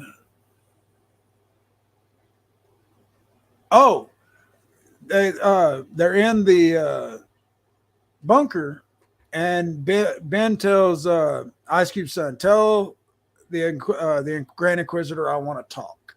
And so he goes up to the door, he holds his hand up there, and they're talking through the door. And he asked how she knew that Vader was Anakin, and that's when it's revealed that she was a youngling when Anakin came to the temple and slaughtered all of the younglings. And she gets clearly upset, and we see a flashback of Anakin coming in the room. She says that she played dead and laid among the bodies until they were gone. And then that's when Ben figures out that Reva is hunting Anakin. She's not serving him, she's hunting him. And he asked her to help him, but she says, how do I know I can trust you? Where were you when Anakin was slaughtering us? He was your Padawan. This is your fault. And Ben warns her that she won't be able to stop Vader on her own. And she gets pissed. She uses her lightsaber, jams it through the blast doors, cuts it open, forces the doors open. Ben immediately force pushes her ass away, but of course the stormtroopers start coming in, and the resistance is firing. We get the big firefight scene going on. It looked like you wanted to say something. Oh, man. I feel like this was something that we talked about a little bit earlier It was really weird seeing her acting like this confusion kind of thing. And I don't know whether it was her or the producers that kind of wanted to do this. Um, so, I like the idea of the scene, the way that it was playing and stuff like that. But I can't help but wonder, I still feel like possibly there could have been a better place for this interaction to occur rather Right. than this. I still really love it from beginning to end, but it's kind of weird. Like, you ever thought about how like the stormtroopers aren't really that far behind her, and she's not No. really talking quiet. It's a thick blaster door that she's shouting Right. through, admitting that she's gonna betray Vader. Like, I Right. nobody's like, Well, hey, we should report Grand gonna murder Lord Vader. well, the other problem that I had is they got these big 3-barrel laser blaster cannons, and they're pretty much shooting the same spot. And they've shot it several times, and it hadn't blasted through yet. She goes up and just uses her lightsaber and immediately slices through. And I mean, barely misses Ben. Why didn't she fucking do that from the beginning? Why didn't she just walk up and go, whoop, and we're in? Not just that, but that just made me think about MJ, who made the comment earlier about, not to Qui-Gon and stuff like that. When they were using their lightsabers, like having to slowly go around, and those doors weren't that thick. Right. And then all of a sudden, the lightsabers are just like, Yeah. it's interesting and a little bit of I would understand if, because she's going through a lot of emotions right now, she wasn't, thinking or whatever. If she like turned around and then was like, and then like looked around and then saw a control panel and then went and then like, right. that I could understand. There's a like, but it, it's just a little bit lazy, right? Well, and the thing is, that Disney and Lucasfilms, they have a team that works on continuity and making sure that things fall within canon. But I think they forget some of the little details sometimes, like the power of the lightsabers.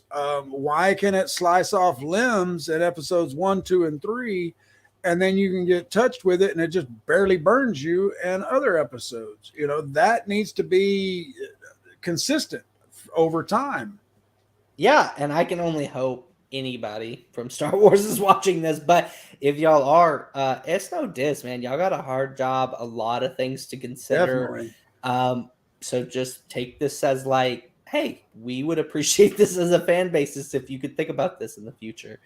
So now, as the stormtroopers are moving into the hideout, Ben he's at the back. He's letting everybody else run. He's using his lightsaber, blocking the blasters. There's other, don't get me wrong, people aren't chicken shit. They're firing back behind Ben and killing lots of stormtroopers. But Ben's sitting there fighting it off. And then there's a really killer scene, man, that I caught before, but I didn't really see the depths of it until this time around. And that's that loader robot that he's sitting there firing, and he's getting blasted to hell and back. Well, when Tala gets a gut shot, he goes over and stands above her, or kneels above her, protecting her, taking more blasts, and then he dies. And then she looks down, with her hand on her gut, and she's bleeding out. She knows she's dying too. And that's when she orders Ben to run, and she pulls out the little bomb, blows it up, and kills a lot of stormtroopers, but not Third Sister. Third Sister sees it and tells them to run. But I hated seeing Tala go. I was really enjoying her character, but that sacrifice of her, and then the loader robot, we met, I don't remember what episode, back when they go into they find the paths, secret rooms and stuff. We see this loader robot. They make them where they can't talk because they're just loaders. But he's on their side. And at one point, as the stormtroopers come in earlier, I'm backing up here, But as the stormtroopers come in, and we've heard a Jedi was in this encampment, the freaking loader is sitting there with this big ass hammer behind his back, waiting for them to make the wrong move, and he was going to smash their asses. And then you get a glimpse of what he would have done to them in this episode, because as they're coming into the caves and stuff, he grabs one and just slams his ass against the roof of the cave, and he's blasting another one at that time. There's another little remark that I have to say, just in general, for a lot of movies, when they go to do the suicide move of like, it's over for me, so I'm just going to take everyone around me out. And it's something that I never understood. If she's doing that and she heard them telling them to run and they're turning and they're running, why just sit there with it? Why not throw it their direction? Yeah, you know. And I never got, I mean, maybe, I guess it's the emotion just like sitting on you, and you're like, you're dying, you're in pain, and you're just like, this is my final moment. But like, I don't know. I feel like the adrenaline would still be like, take this, you know. But right, I would too. You know, okay, you're gonna run, take that with you. And maybe if I throw it far enough, it's going to kill your ass, and maybe I will just die from bleeding out instead of being blowed up. Like I said, there was that really good scene there, and then all this fighting's going on, and then we cut to Vader up in his ship, and they say we're in. They tell Vader we're in. We're going to have Kenobi any moment. And Vader says, tell Reva or tell Third Sister to stand down. He says, Kenobi is already ours. And then we get another flashback to Ben and Anakin doing their little dueling training. And Anakin has the upper hand and more strength. I mean, like I said earlier, he's just beating down Obi-Wan.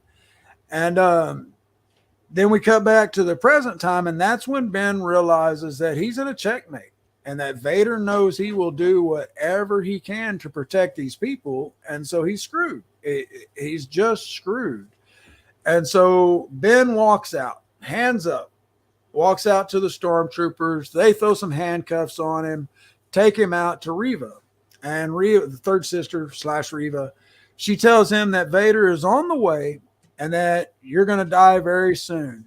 But then he tells her, and man, this was some killer fucking writing right here, when he looks up and he says, you're not bringing him to me, I'm bringing him to you. I loved it. I just got chills even just saying the lines, because Ben is defiant to the end. And Ben asked her if she's going to let Anakin kill all of those families that are in the caves like he did the younglings. And you see Reva kind of break again. She's struggling, and she kind of whispers to him, how do you know he won't see it's coming? And Ben says, because all he'll see is me. And that makes so much sense, because Anakin has that hatred. He wants revenge, man. And that's all he's been seeing since, you know, he came around in this series. He has the blinders on. All he sees is Obi Wan Kenobi, and he wants his revenge. Go ahead. I think they did it really smooth, where you get those flashbacks where you're seeing he is being consumed by his need for winning, anger, all that kind of stuff. Obi-Wan doing patience, and you get that right here. You know, it's flipping back and forth, and you see that Obi-Wan is being patient, and he's not toying with people, but I kind of want to use that as an example, because he's like, you don't know what I have to, you think you may know, right, but I have patience on my side. And he's calm, cool, collected. And you get Anakin, and you're doing those flashbacks, so you get to see and kind of reference to, like, he's drawing Vader back into his emotions. And you know, because from what I'm seeing and getting the feel from this, which is really good, is, you know, you have the start of Vader, and we've already talked about it, his reign, his castle, and then he's working on being more strategic and stuff like that. And throughout this series, we've just been watching it slowly, like, just all fade back to being Anakin because his emotions get the better of him. He's tunnel vision.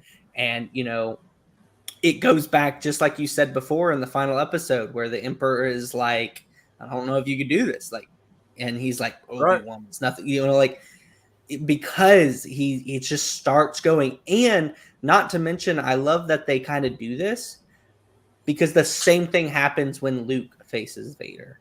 He starts going back, and then at the end, he just realizes, like, what has happened. So, like, I love that they do that. I don't know if it was intentional and they were just doing it for, like, it just, looking into it and thinking about these things, I love the way that they showed it. They used just enough of your fan base gets to piece this together and get to enjoy it from reliving it. And also, let's show this never before seen footage that exactly nails these characters compared to what they're doing now. And I love it. They're playing with both ideas, and it makes it way more enjoyable being able to do that. I mean, to me, this little back scene of the duel, that was something that could have happened in the prequels. It was something that would have fit right in with the prequels, the look, the feel. And again, we're on a flashback here. Anakin disarms Ben at this point, and it looks like it's over. But Ben tells him, your need for victory blinds you. And that is some great foreshadowing. It's very short foreshadowing, but it's some great foreshadowing that, and it's true. Anakin always, the pod race, everything, his need for victory, his need to be the best is what blinds him. It drives him, and it's his biggest strength and his biggest weakness at the same time. And I think we skipped over something as far as those flashbacks. We kind of addressed it, but I just want to put it out there. Each one of these flashbacks has to do with the exact scene that it's doing, and you get to see the evolution of the fight and the back and forth between Obi-Wan and Vader back to when it was, and you get to go like, okay, it's even. They're messing with each other. Okay, Anakin's getting really strong and he's taking over. Oh, Anakin's going to win this fight. Oh, Obi-Wan's saying something smart aleck. Oh, he's coming back. And it follows really well. Because for the first few flashbacks, you're actually just like, it is a little bit of foreshadowing. And then this one, like, it kind of hits you in the gut. Like, exactly what they want you to think and what the foreshadowing is. But it's still kind of a surprise, I guess would be. Like, it's still just awesome to see after getting that flashback. But they did an excellent job because they tease you. They don't make it straightforward where just Obi-Wan wins because of skill or anything like that. It's very relevant, and they do an excellent job with where they're cutting the flashbacks, where they're starting them again, the placement of it. And I really thoroughly enjoy that. I do too, and it's great because, like you said, it's mirroring the past is mirroring the present. In a way, this is a battle and of a straight-on battle in the past, and then in the present, it's a battle of the wits or the wills, and the how it's tying in together. Because he tells him, like I said, that his need to win blinds him. And at this point, it comes back to the present. Vader arrives on the planet, but Third Sister says, oh, I have him secured inside for you, Master. And Vader walks in, and Ben's gone. There's some stormtroopers dead, and Ben's gone. He's out of there.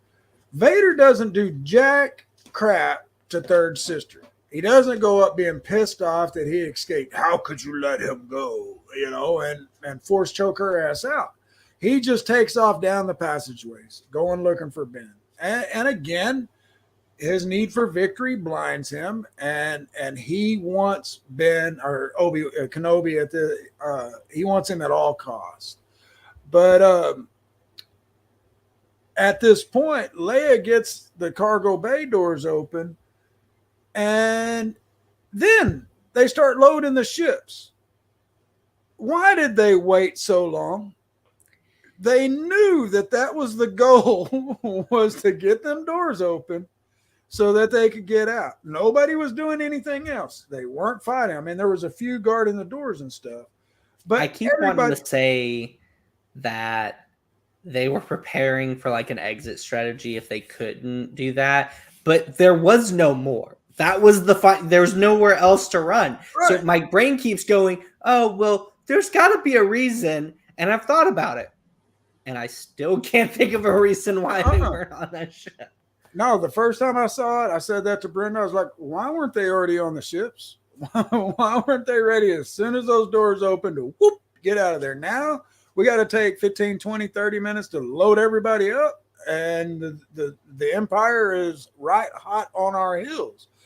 So that was something I thought was a little bit of not lazy writing, but just something that should have been thought of. I mean, I know some of the background forethought, like maybe you should have put that thought into this before airing it.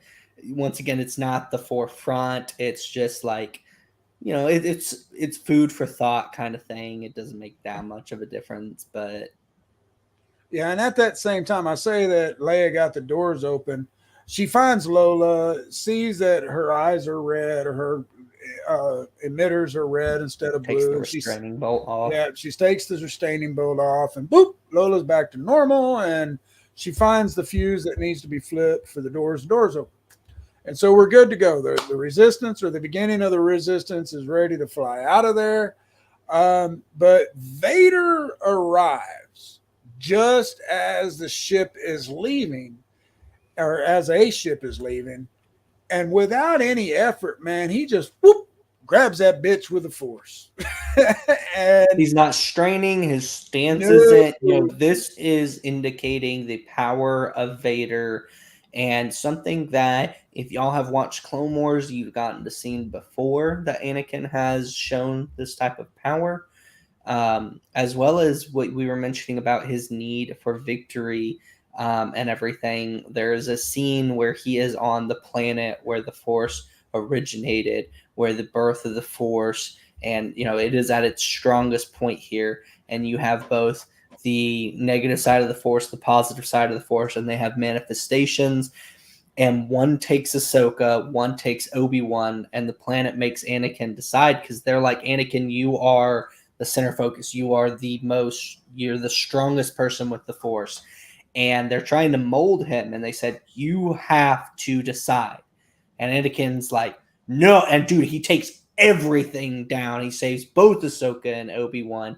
And we're getting to see some of that power finally from Vader in this. And I love that they didn't make him strain or anything. You know how many times we see people using the Force, like, yeah, I mean, even Luke strained, trying to get the ship up out of the lagoon, and when he's on with the Dagobah. Yeah. And then Yoda, though, he just closes his eyes and just pulls that shit up with no effort. So we see that same kind of thing. But yeah, Vader just grabs that ship, and not only does he grab it and pull it back down to Earth, he starts ripping that bitch open, just like it's like an aluminum can he took a bite out of. But then what does he see? The ship is empty. And as his focus is on that, a second ship takes off, whoop, gone before he can do anything. And of course, that's where everybody is. And then this is the point where Reva's dumbass walks up behind Vader, tries to strike him down with her lightsaber, and it just stops behind her. Now, bro, what's coming up here was some kick-ass Vader shit. Yeah, but before we get into that, I've got to say, man, what in the hell was she thinking? And the other thing is they're talking through the door. We talked about it when Obi-Wan is like, I'm bringing Vader to you. Right. Everything is insinuating that when Vader confronts Obi-Wan, they're going to be battling, and then she's going to come in from behind. And then, like, she just waits until they're gone. And then the other thing is that, like, if she's been this patient and strategizing this entire time, why did she think this was a good time? They're all gone. He has nothing left to do. He's not focusing on the ship. He's doing nothing. And then she's like, I'm going to stab this bitch in the back. Like, it makes no sense. It doesn't.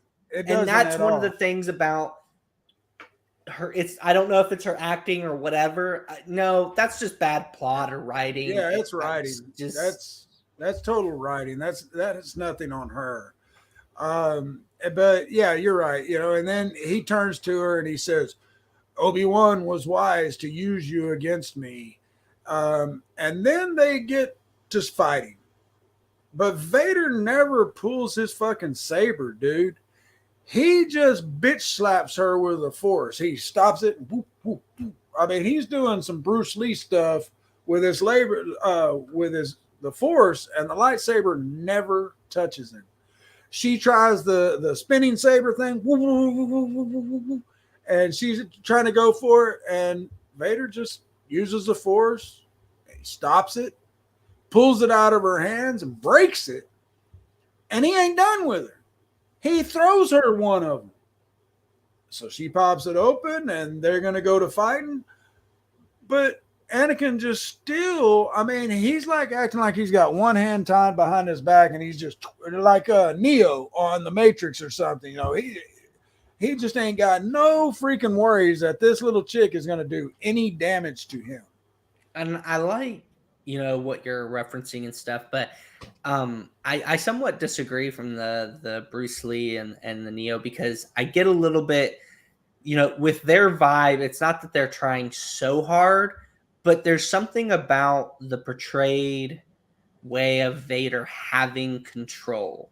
You don't get to see his face, and it's not super slow, but it's slow enough for you to know, like, he's not worried. He's not going super fast, like trying to make sure that he's keeping up. He's just like, bitch, please. Exactly. Because he does. And dude, I mean, I didn't even catch how awesome that scene was until the second viewing, because he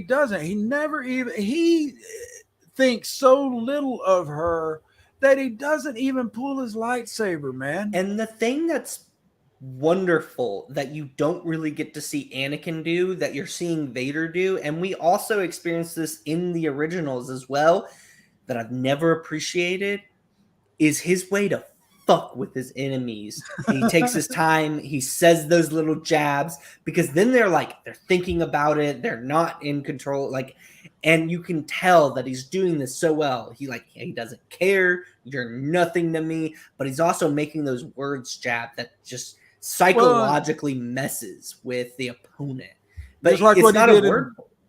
Just like what he did in Empire when he's screwing with Luke, and he talks about going after the sister. He finds those little areas where he can jab those needles underneath the fingernails. And this is an early version of it, because he is screwing with her. But he ends up, what does he do? He gut shots her with the lightsaber. He tells her, she's on her knees, and Vader approaches her, and we see a flashback to Anakin walking in to kill the younglings.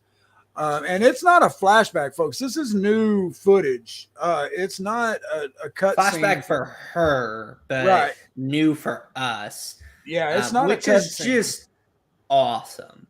This menacing look of him slowly walking in, that robe, that dark shot, just. And his eyes are almost glowing with power, and the hood up. Dude, it's beautiful. Absolutely beautiful. And so we see the flashbacks to Anakin killing the younglings. And then Vader he plunges his lightsaber into her torso. And as she's laying there, Vader asked her, he said, "Did you really believe I did not see it? youngling. So he knew all along that she was a youngling that was hell bent on revenge, and he just played her freaking game. He played her. He used her goals against her so that she would find Kenobi for him. His goal all along. He tells her that she is of no further use, and leaves her on the ground. And then the Grand Inquisitor walks in. The dude she got shot a couple of episodes ago with a lightsaber. He's alive and well, and he's kind of pissed. He says, "Revenge does wonders for the will to live, don't you think?" And I guess because he wanted revenge against her. He tells her that her rage was useful, but it's tiresome now, and they will leave her where they found her, in the gutter where you belong.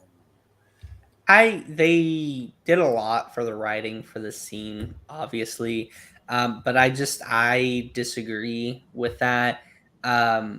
You played her; she did her part. The Grand Inquisitor's here. The Grand Inquisitor should have been smarter and being like, "But Lord Vader, we should finish her," because, like, obviously he knows a gut shot doesn't kill somebody. Right? He just came back from it, and also like. You kind of make it clear like you're done with her, so why not kill her? I feel like this is really left unexplained, other than the whole like emotion. And even if it was Darth Vader being caught up in the whole messing with my prey kind of thing, because obviously that's a thing between Obi-Wan and Anakin, leaving unfinished business.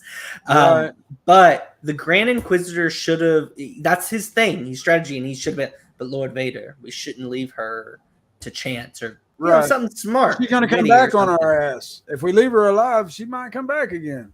And that was really frustrating. I felt like that was a filler writing part just to be able to have her do what we're going to talk about later in the final episode. It's just, you get that feeling. It's not terrible, but it's just, there's so many movies. It's just like, you hit some things on the nail, and then sometimes it's just kind of like you're going to do this big movie thing, and then you're just going to fall for the typical trap of leaving them alone. Right. Yeah, and then, like you said, they should have made that choice right then and there to decapitate her, or to, force choke her ass to death.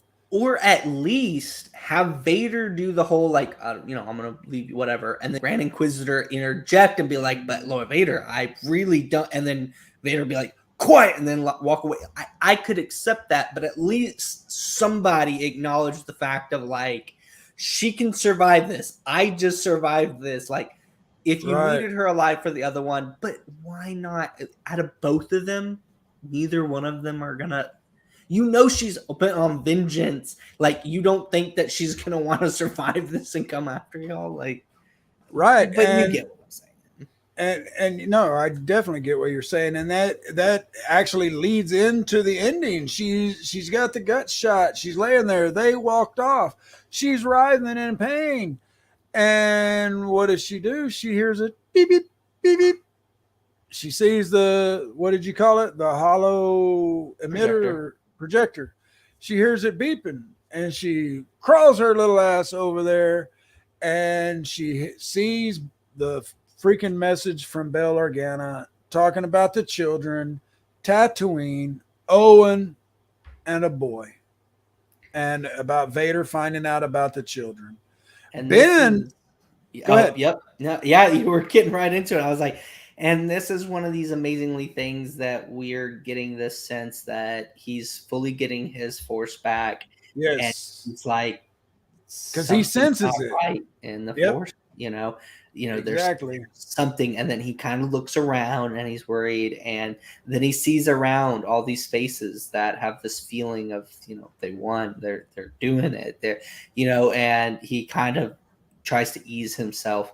And I love that kind of transition is the transition I wanted when we were talking before about the whole water thing, about seeing that moment. I believed, I was like, he's got his force back. Yes, exactly.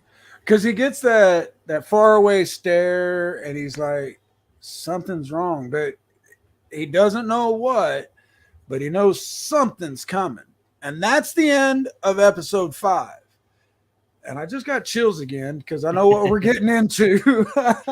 Yeah, guys, before we get into the final episode, once again, we are at the 2.5 hour mark. I know this is a long episode. I want to thank all the viewers who are watching, still here. If you are here and you want to drop a comment, feel free. We will always shout you out. And there's only more to come, and it just gets better. And it goes vice versa. If you're listening on the podcast and you want to tune in live, we're here Sunday nights, 9 p.m. It's usually an hour-long show, but this is only the 4th episode, and I fully expect that we will have episodes like this where we've got a lot to cover, and it's just going to go as long as it needs to go. There may be nights where we have a 30-minute show to cover something.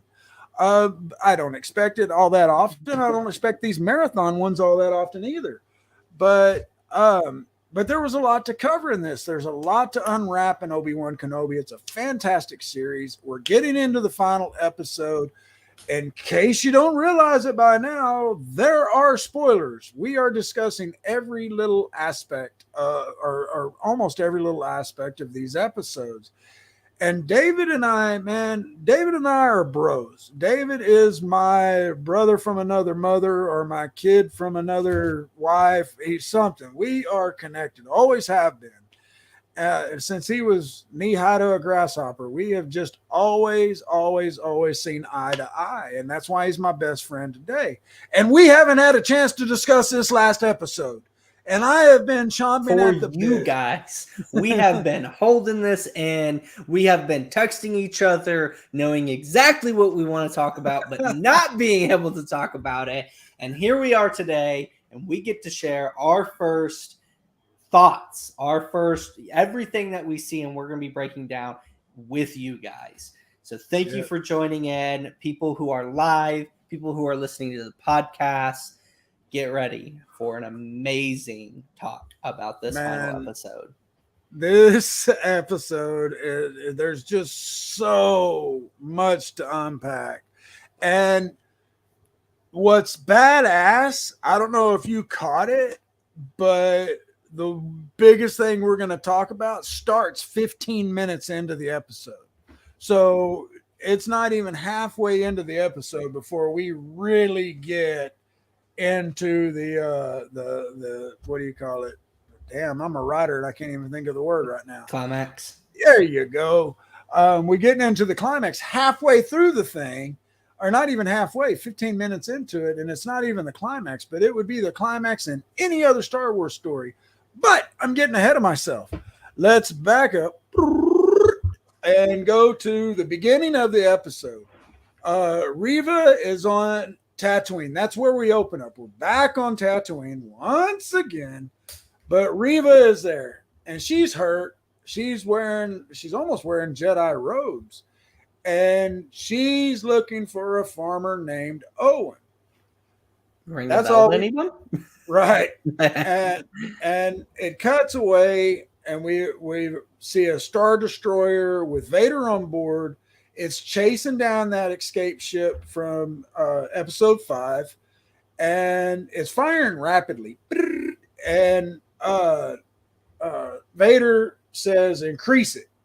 And on the ship, they say increase the rear shields. It's kind of a stalemate. They're just flying around, and they're getting shot at. They can't shoot back. This is a freaking Star Destroyer behind them. But then Ben decides at that point, he's like, look, if I leave, Vader's going to follow me, and he's going to leave you guys alone.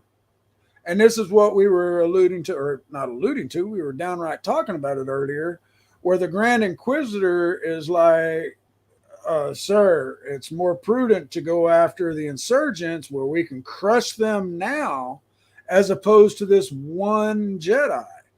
And Vader, man, I wish I'd have actually wrote this one down, because Vader says something like, this is not a normal Jedi, or something to that effect. This is not your run. This isn't just a Jedi. Yeah, that's it. This is not just a Jedi. And so he gives the order against the Grand Inquisitor's advice and goes on. They go after Ben. I want to pause the conversation, that conversation as far as that goes, because we are 10 years past Order 66. Vader has his castle. He has the Inquisitors. Why the hell 10 years later is he taking orders from Grand Moff Tarkin, whatever the fuck his name was, Moff Tarkin? He takes orders from him. He quits force choking somebody when the dude tells him to. What happened, man? Does Palpatine say, okay, this is the military and they're in charge, you have to take orders from them? What is going on there in the hierarchy that Vader all of a sudden 10 years later is taking orders from some underling that doesn't have any power whatsoever? I don't know. My brain goes to a couple of different things. Obviously, like having certain mission. I'm wondering if this whole time, the Emperor's trying to shape him into being this perfect being, and Anakin's weakness is just not being able to stick to a plan. And so maybe it's like, okay, Vader, you're going here. This is the plan, and he knows that he's going to feel the Emperor's wrath if he doesn't stick to the plan. So when those people remind him, he's like, okay. But I mean, that's my only thought. I mean, it's kind of a far stretch because choking, I don't know. It's kind of a far stretch, but that's my only thought. Once again, like I have these, when something's unexplained, like I just try to grab these pieces, make it understand. And it may be far off from the truth or far-fetched, but my brain just needs something to piece it together. Right. No, I completely agree. And, I know we have 40 years of lore here, and you can't tie everything in a neat little bow. There's going to be errant threads. It's just going to happen. Unless it was all outlined and mapped out beforehand. And even then, you're going to have things that just make it through. Sometimes I'm like, how the hell did the editor let that slip? And then being a managing editor for Geek Insider, I let shit slip all the time, man. It just happens. But we get back to episode 6, and a farmer runs in. Owen and Luke are in a shop. I was really surprised that it wasn't one of those same creatures that, what is it, Watu? The one that owns Anakin and his mom in episode 1. Yeah, the flying bug. Yeah, guy. I was kind of surprised that it wasn't one of them because we're on Tatooine. And so I kind of figured it'd be one of them, but it's a regular looking human. I think it might have been some kind of semi-alien, but they're looking for parts because Luke messed something up. But a farmer runs in and he says, "Owen, I need to talk to you." And he was in the first scene when Third Sister came up saying she was looking for a farmer named Owen. Now, on that thought process of being surprised at that alien, and I put a lot of thought into this, so I hope you agree. So, in the new Star Wars movie, I've been very vocal many times, and I think you'll remember me saying that I don't think that the new Star Wars has addressed enough of the aliens that's in the galaxy in the movies. And sometimes when you're watching Solo or, sometimes you get a good bit of aliens. But I think the reason for that, obviously, is production, with the cost, CGIing, trying to put that stuff in there. And I think before, when Star Wars was just trying to get started, I think that it was a really big emphasis on the sci-fi part and that there had to be aliens. But now that it's well established, I feel like they're laid back. They're relaxed on it. They're like, let's go ahead and just put a person in. It's cheaper. Let's not have to add the post. Man, that is such a good point, because for the first 3 episodes, or episode 3, 4, and 5, 4, 5, and 6, New Hope and Empire and Jedi, we saw a lot of different aliens. I mean, it just was a ton of them. And you're right, it has become humanoid mega big. We don't even have an Admiral Akbar. I mean, we do in the latest trilogy, which I'm okay with, man, but I could really probably go the rest of my life without ever watching them again. I really could. I mean, I get in my moods where I want Star Wars. And then now I used to dislike the prequels, but that's where I start. Well, actually, I will. Well, anyway, I the prequels have worked their way into my heart. I don't like a lot of things about the Phantom Menace, but there's a lot of things I really like. Up until what we're about to talk about in a minute, I thought it had one of the better lightsaber battles. Not counting Yoda and Grievous, or not Grievous. Dooku? Yeah, Dooku. Dookie. That was a badass fight scene. But anyway, shit, I did it again, David. I lost my train of thought. So you're talking about, we were just making the transition back to episode 6 because we're talking about the lightsaber battles. And so anyway, we'll get to the lightsaber battle here in a minute. God almighty, is that something to talk about? So damn, chills again. Can you tell I'm a geek, man, when you get chills over and over just talking about the damn thing? But man, if we weren't on the podcast and I had to stay in frame, Matthew can talk about it, man. When I take vacations and I'm out at his house and stuff, like I'll stand up and I'll be like, and I'll like, there's a certain frame that I have to. Right, we're stuck in this frame. But anyway, so going back over to episode 6. Haja promises Obi-Wan that he'll get Princess Leia home because, again, Obi-Wan is going to leave the ship of the insurgents, the early version of the rebels, and he's going to draw Vader and the Star Destroyer away. Then we flash back to Tatooine, and Owen has gotten back home, and he tells Beru that they have to arm themselves and prepare because the Inquisitor is coming. And they don't know how that she knows, but they just know she's coming after Luke. Flips back over. Leia is upset that Ben is leaving. She's no. You said you'd never leave. You said you'd take me home.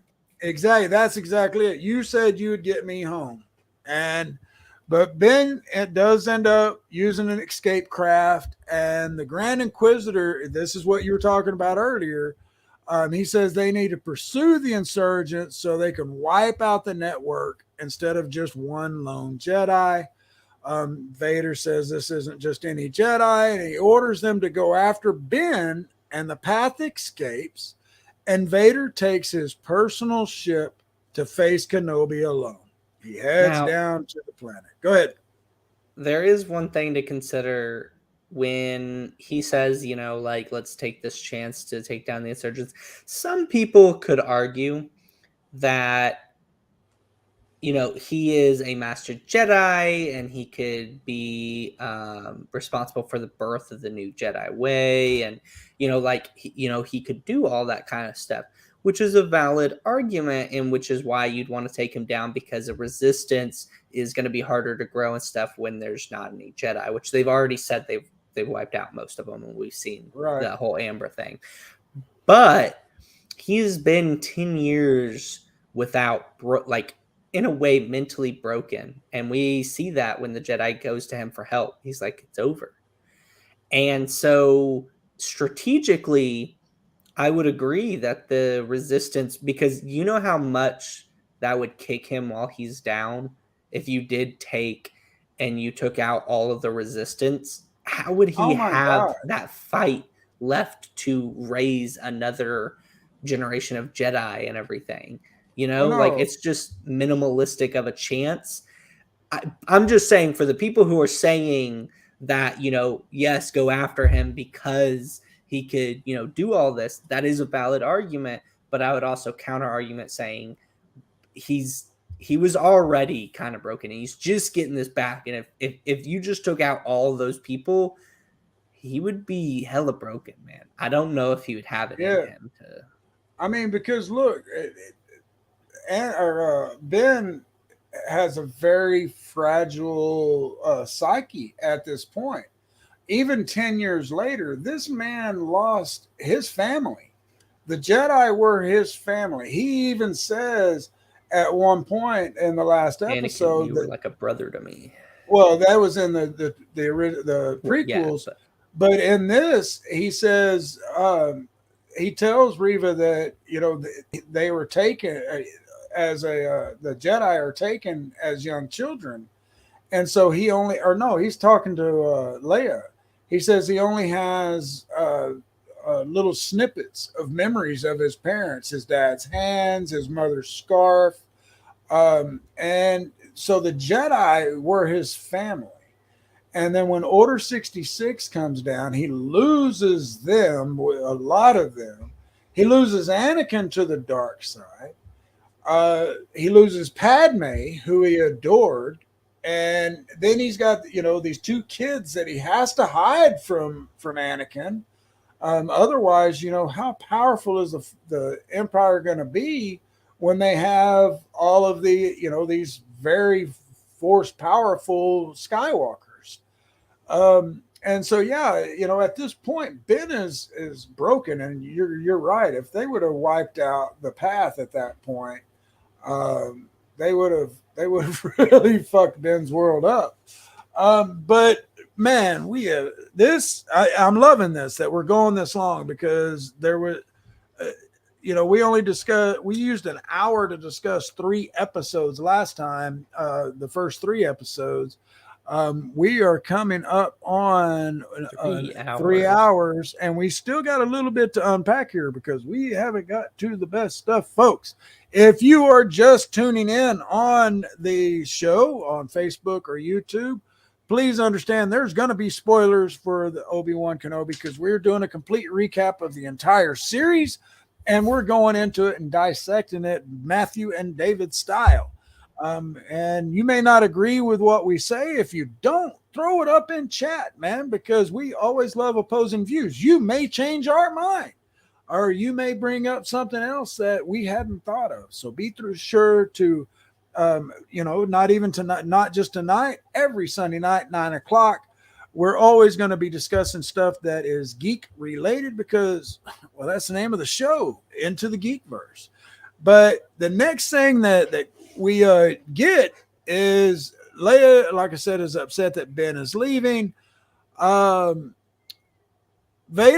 one thing I noted here, Vader always looks badass exiting a ship or entering a room. That's just so iconic of a villain, with the cape flowing behind him, the black and the chest piece, and just walking into a room or exiting a ship. Vader looks fucking kick-ass, man. Now, hey, now. Excuse me. Something to mention about that I think is amazing is because you're used to watching in movies where they are projecting their emotions through their body language and their facial expressions, which you get neither of with Vader. Right. And the prominence that he has. And the thing is, the ambience and the other characters in the room fulfills what you are imagining for him. So him walking in, there's no facial expression, there's no body language. You get the sense. And that's what gives you the powerful understanding of his exit and his entrance.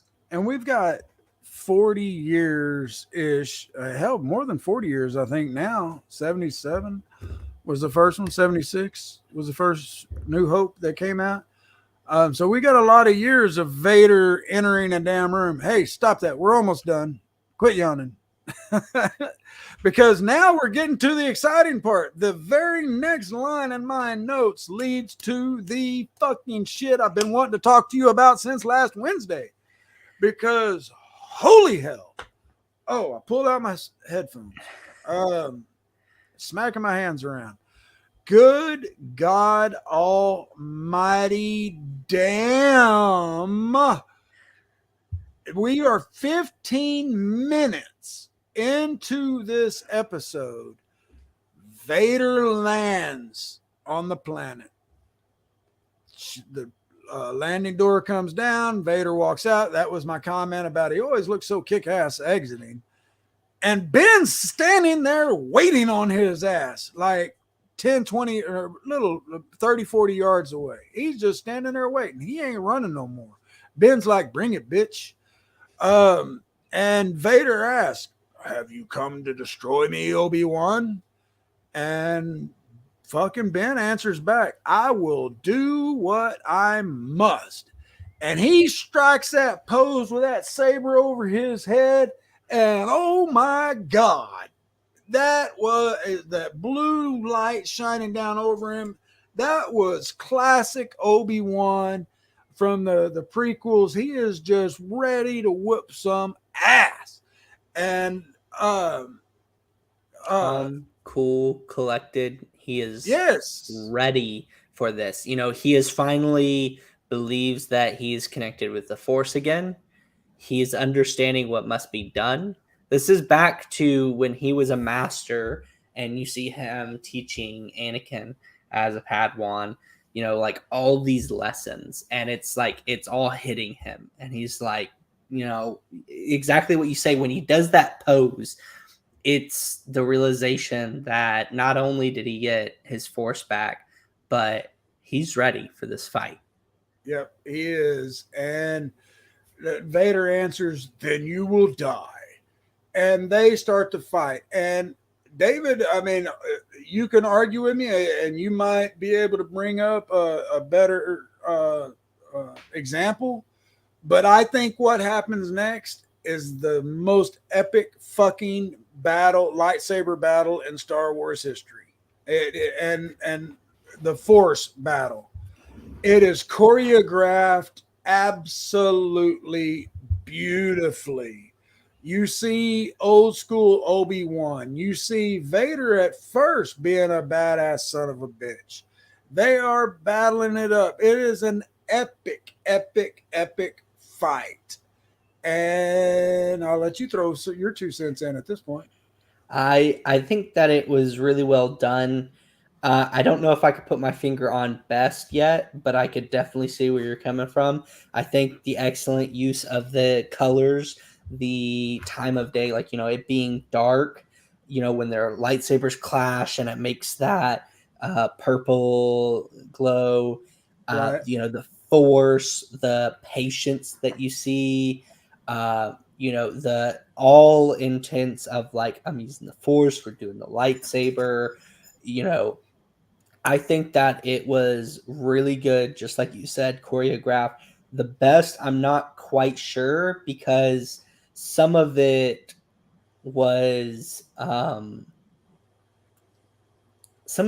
too, like, for certain moments when he's like truly anger or something, it's just kind of like, I didn't feel you're powerful. Like, you know, you're gonna do the rocks or anything like that. The lightsaber, I feel like maybe because the actor wearing the suit was limited, but we didn't get to see, you know, like Anakin was like really nimble and just going at it. Right. But this was a perfect balance between the lightsaber battle, the Force, as well as like the commentary. And I think it's the best, one of the best Star Wars scenes overall. Individually for lightsaber battle, I'm not quite sure because there's, like you said, like Yoda and Dooku, like there's some ones that don't have much commentary or really much Force that's really stunning. But I think overall battle, this is the best Star Wars battle. And I mean one-on-one, because the whole on Coruscant, when they release Padme and Obi-Wan and Anakin, and then all the Jedi jump in and the Clone Wars actually starts, that's a badass battle scene. But for this, I mean, waiting for for 40 years for the battle between Obi-Wan and Ben, because in A New Hope, Ben seems like a bitch. He just, holds it up and lets his ass get struck. And then, he's talking about, if you strike me down, I'll become more powerful. More powerful. You're a ghost that talks to Luke wherever he is. That's not that good, buddy. but that scene was just so awesome.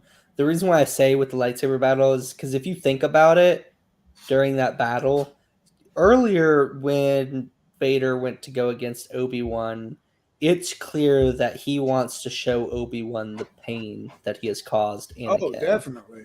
But then in this one, I feel like, where did that go?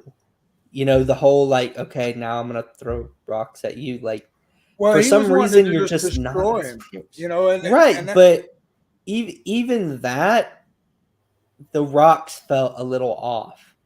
I don't know. I think it was like he was trying to end it too soon.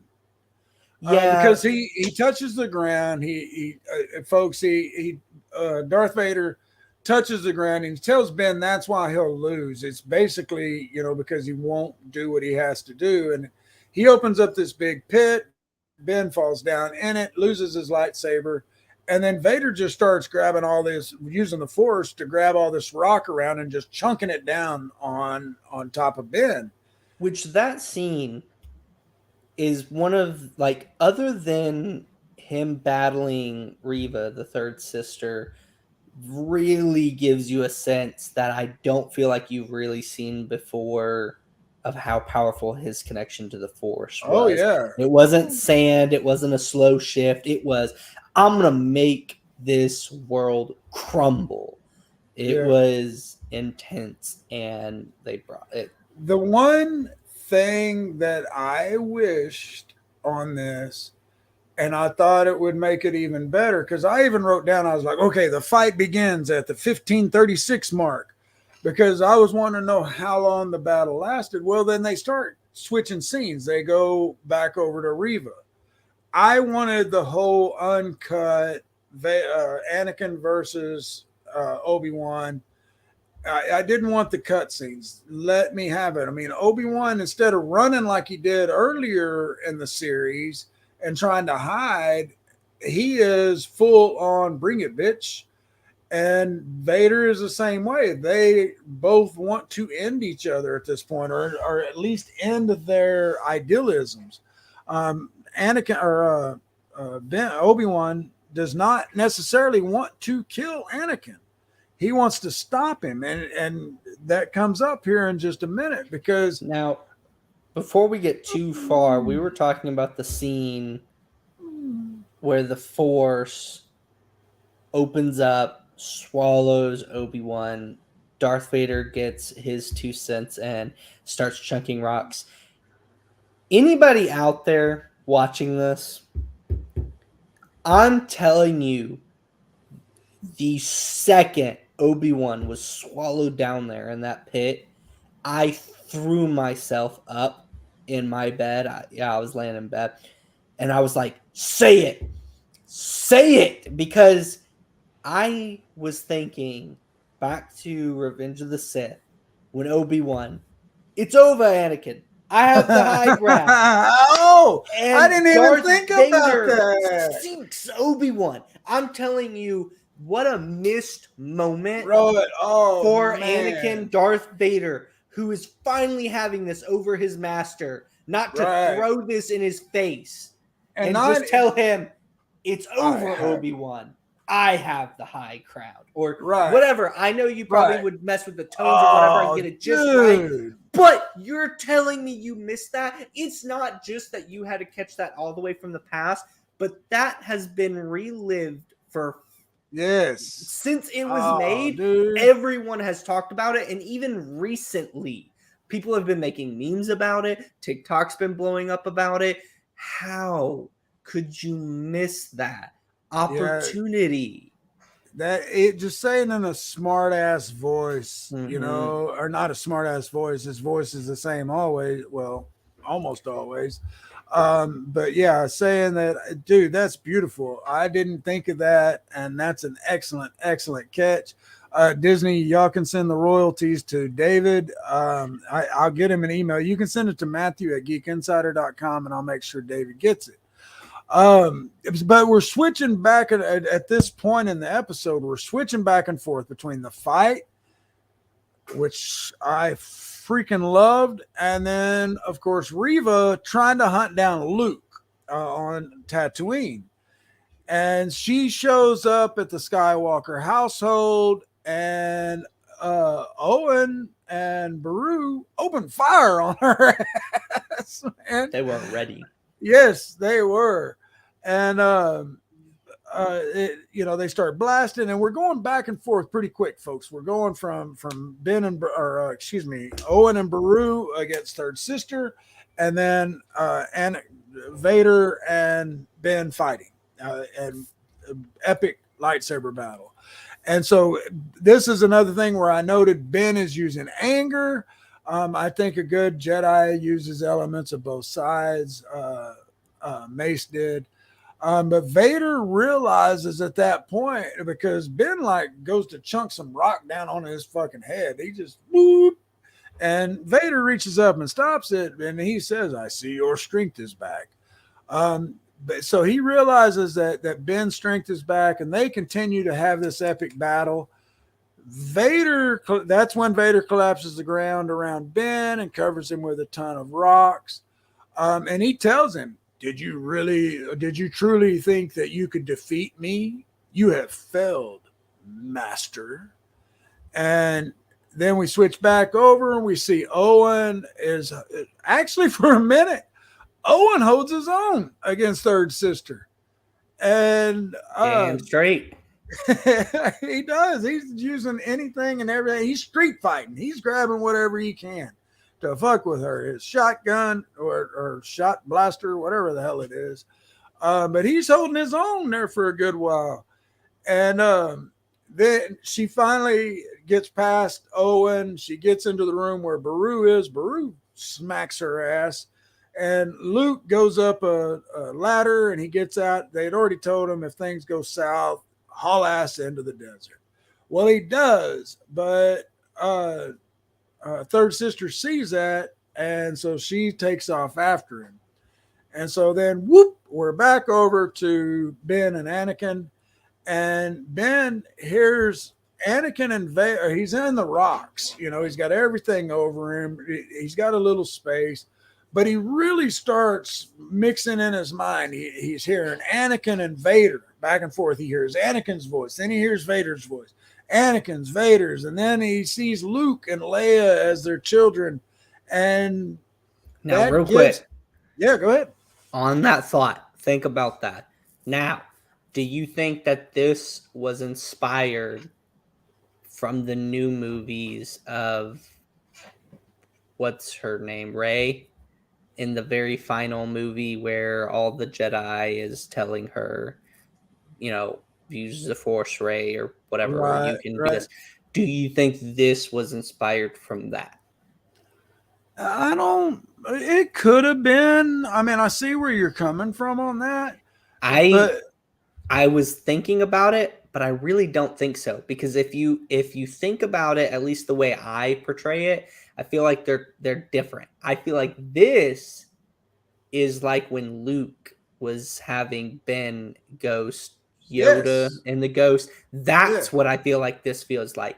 The one with Rey, I hated. It didn't give me that feel like it did when Luke had it. And so that's why I wanted to ask you, because I was like, I feel like maybe that's what they were trying to do with the new movie, and I think they missed the mark. But then this made me relive that feeling that Luke gave us, and just, it was amazing.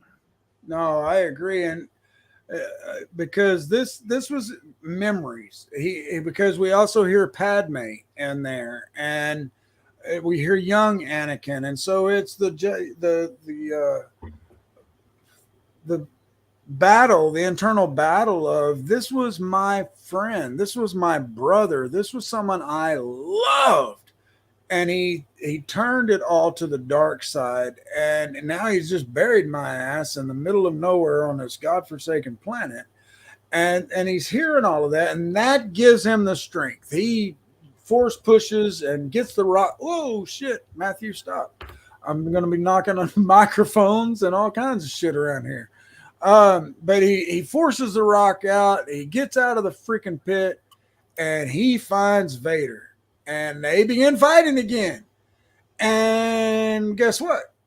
Ben pays his ass back for throwing them rocks at him because he just pummels him with these rocks. Blah, blah, blah, blah, blah, blah, blah, blah, blah. And Vader's down like, damn, I'm off camera. He's down like this, blocking. And Ben is just full on, got the force back. He's chunking stuff at him. They keep fighting like hell, and Ben smashes the shit out of Vader's chest plate, the big colorful lighted thing. He like bam, bam, bam, bam, and like his respirator. Yeah, his respirator. Its sparks are going everywhere, and oh my God, brother, here it comes. He freaking takes a swipe and hits that helmet and cuts half Vader's mask off. Whoo, boy, I'm getting light breath here because this was some Star Wars history right here. This was something that gave you a lot of fills. You have this battle. You've exactly what I was mentioning before, where they're throwing this force in, the perfect amount of commentary.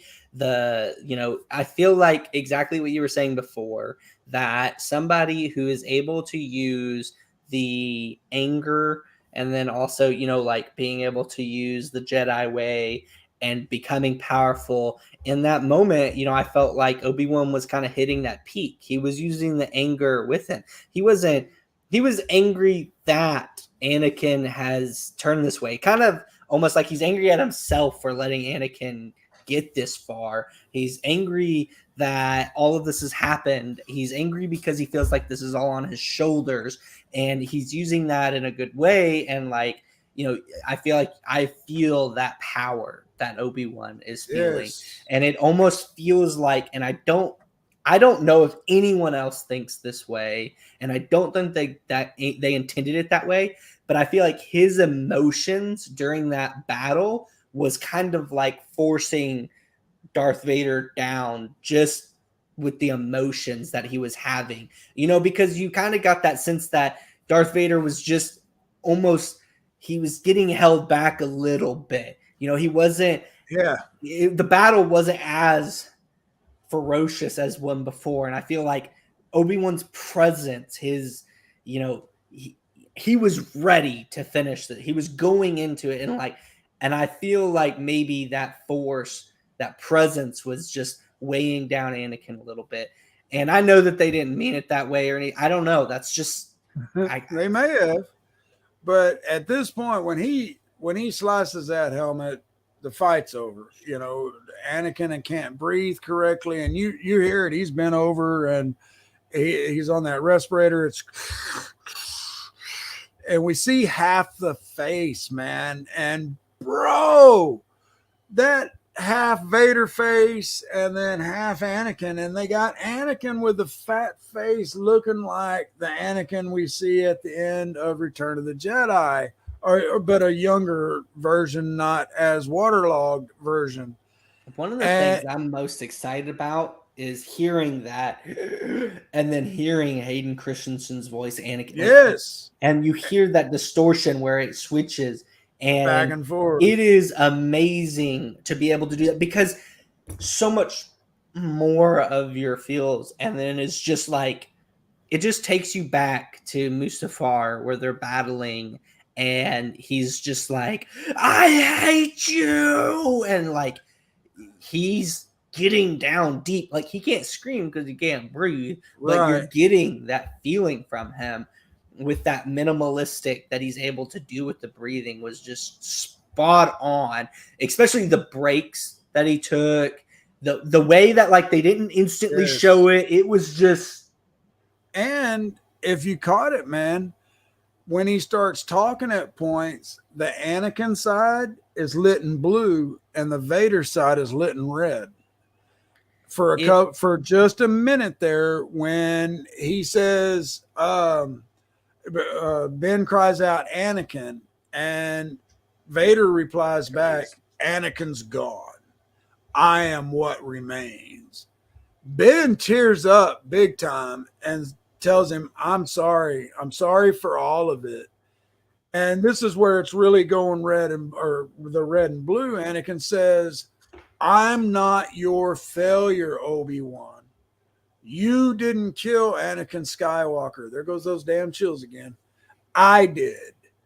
And at this time, that's when I said Anakin's face is lit in blue and Vader's the mask is in red. And that's some more of that cinematography shit that I just thought was fantastic. I know they meant it. They had to. But, at this point, they're showing that there's still a little bit of the light side in Anakin. And only half of him's dark. And that's why we get the. Go ahead. I don't disagree with you, but I think maybe less of like the whole light side. I mean, yeah, that could have some meaning, but I think I took it more as that blue side was Obi-Wan viewing Anakin, the blue, like that's, he's trying to remember, like that's. Yeah, but hang on, because then the whole thing goes red after that. And he says, that's when he says, because he had just told him, I'm the one, you didn't kill Anakin Skywalker, I did. That's when it's half and half. And then it goes full red and he says, the same way I will destroy you. And so you see that anger take back over for a minute. We saw the half of the human side of Anakin. That's the way I kind of took it. No, I think now that you explain that works, because he stopped for a second and he kind of used his human nature to be like, it wasn't you. Right. He was being down to earth. So that was, the light side, now that you're mentioning it. But then when he goes, just like I will, then, that anger consumes him again. So that's a really good point. Yeah, no, I think that's spot on. And then Ben says, then my friend is truly dead. And, Anakin's fucked up. His mask is half off. And what I loved is going from the Hayden Christensen voice to the Darth Vader voice. I can't think of the damn actor's name right now. It goes back and forth. It kind of switches, cuts in and out, because you got some technical difficulties going on there because your shit just been cut all up.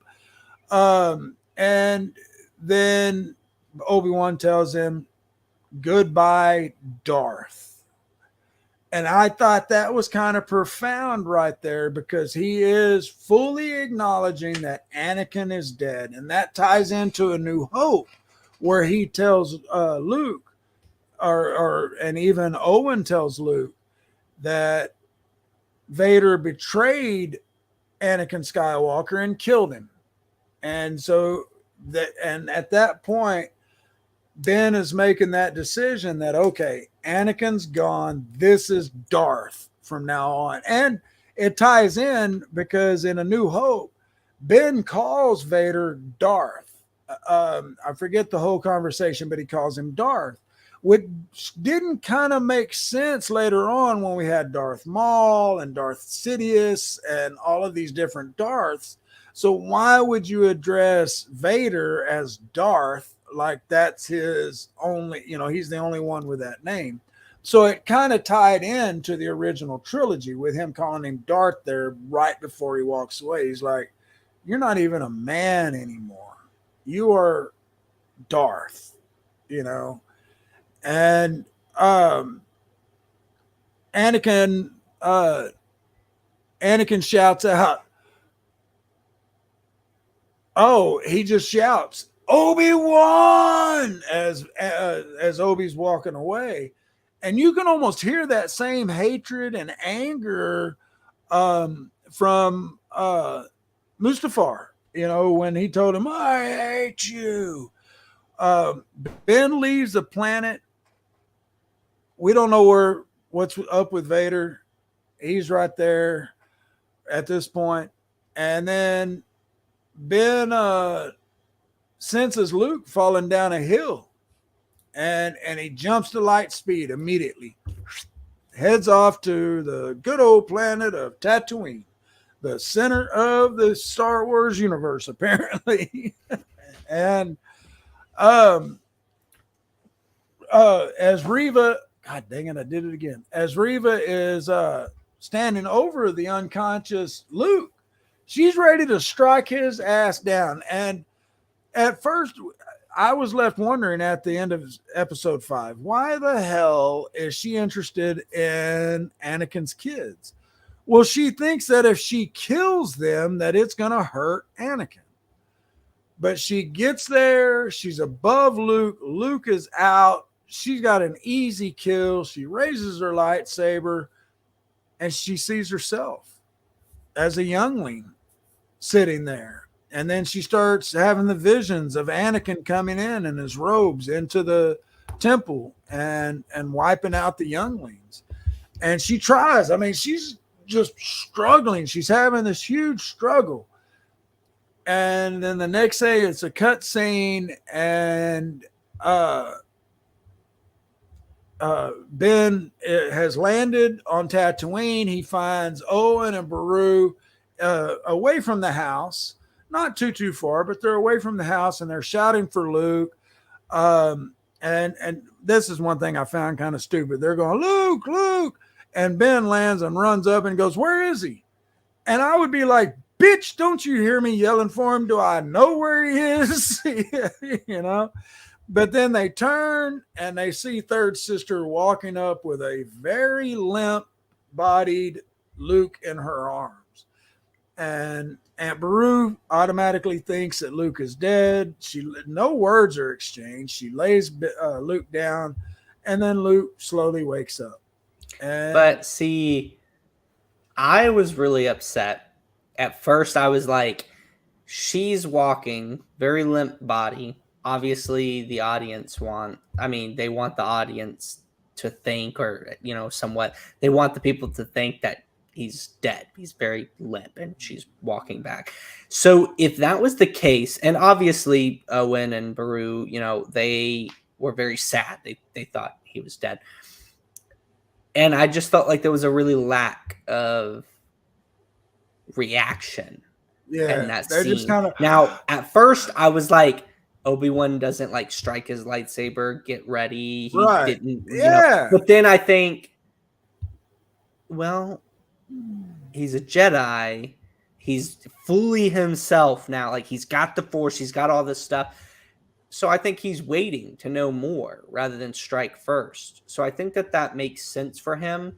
But Owen and Beru, I'm like, why aren't we getting a react? They fully wait. She comes, she sets him down, then they come up, and then and then also they're not let me take this body and then get away from her. They're really close. So I felt that was a really drop. I feel like they were okay, we did what we really wanted to. Let's just tie this rest of this up.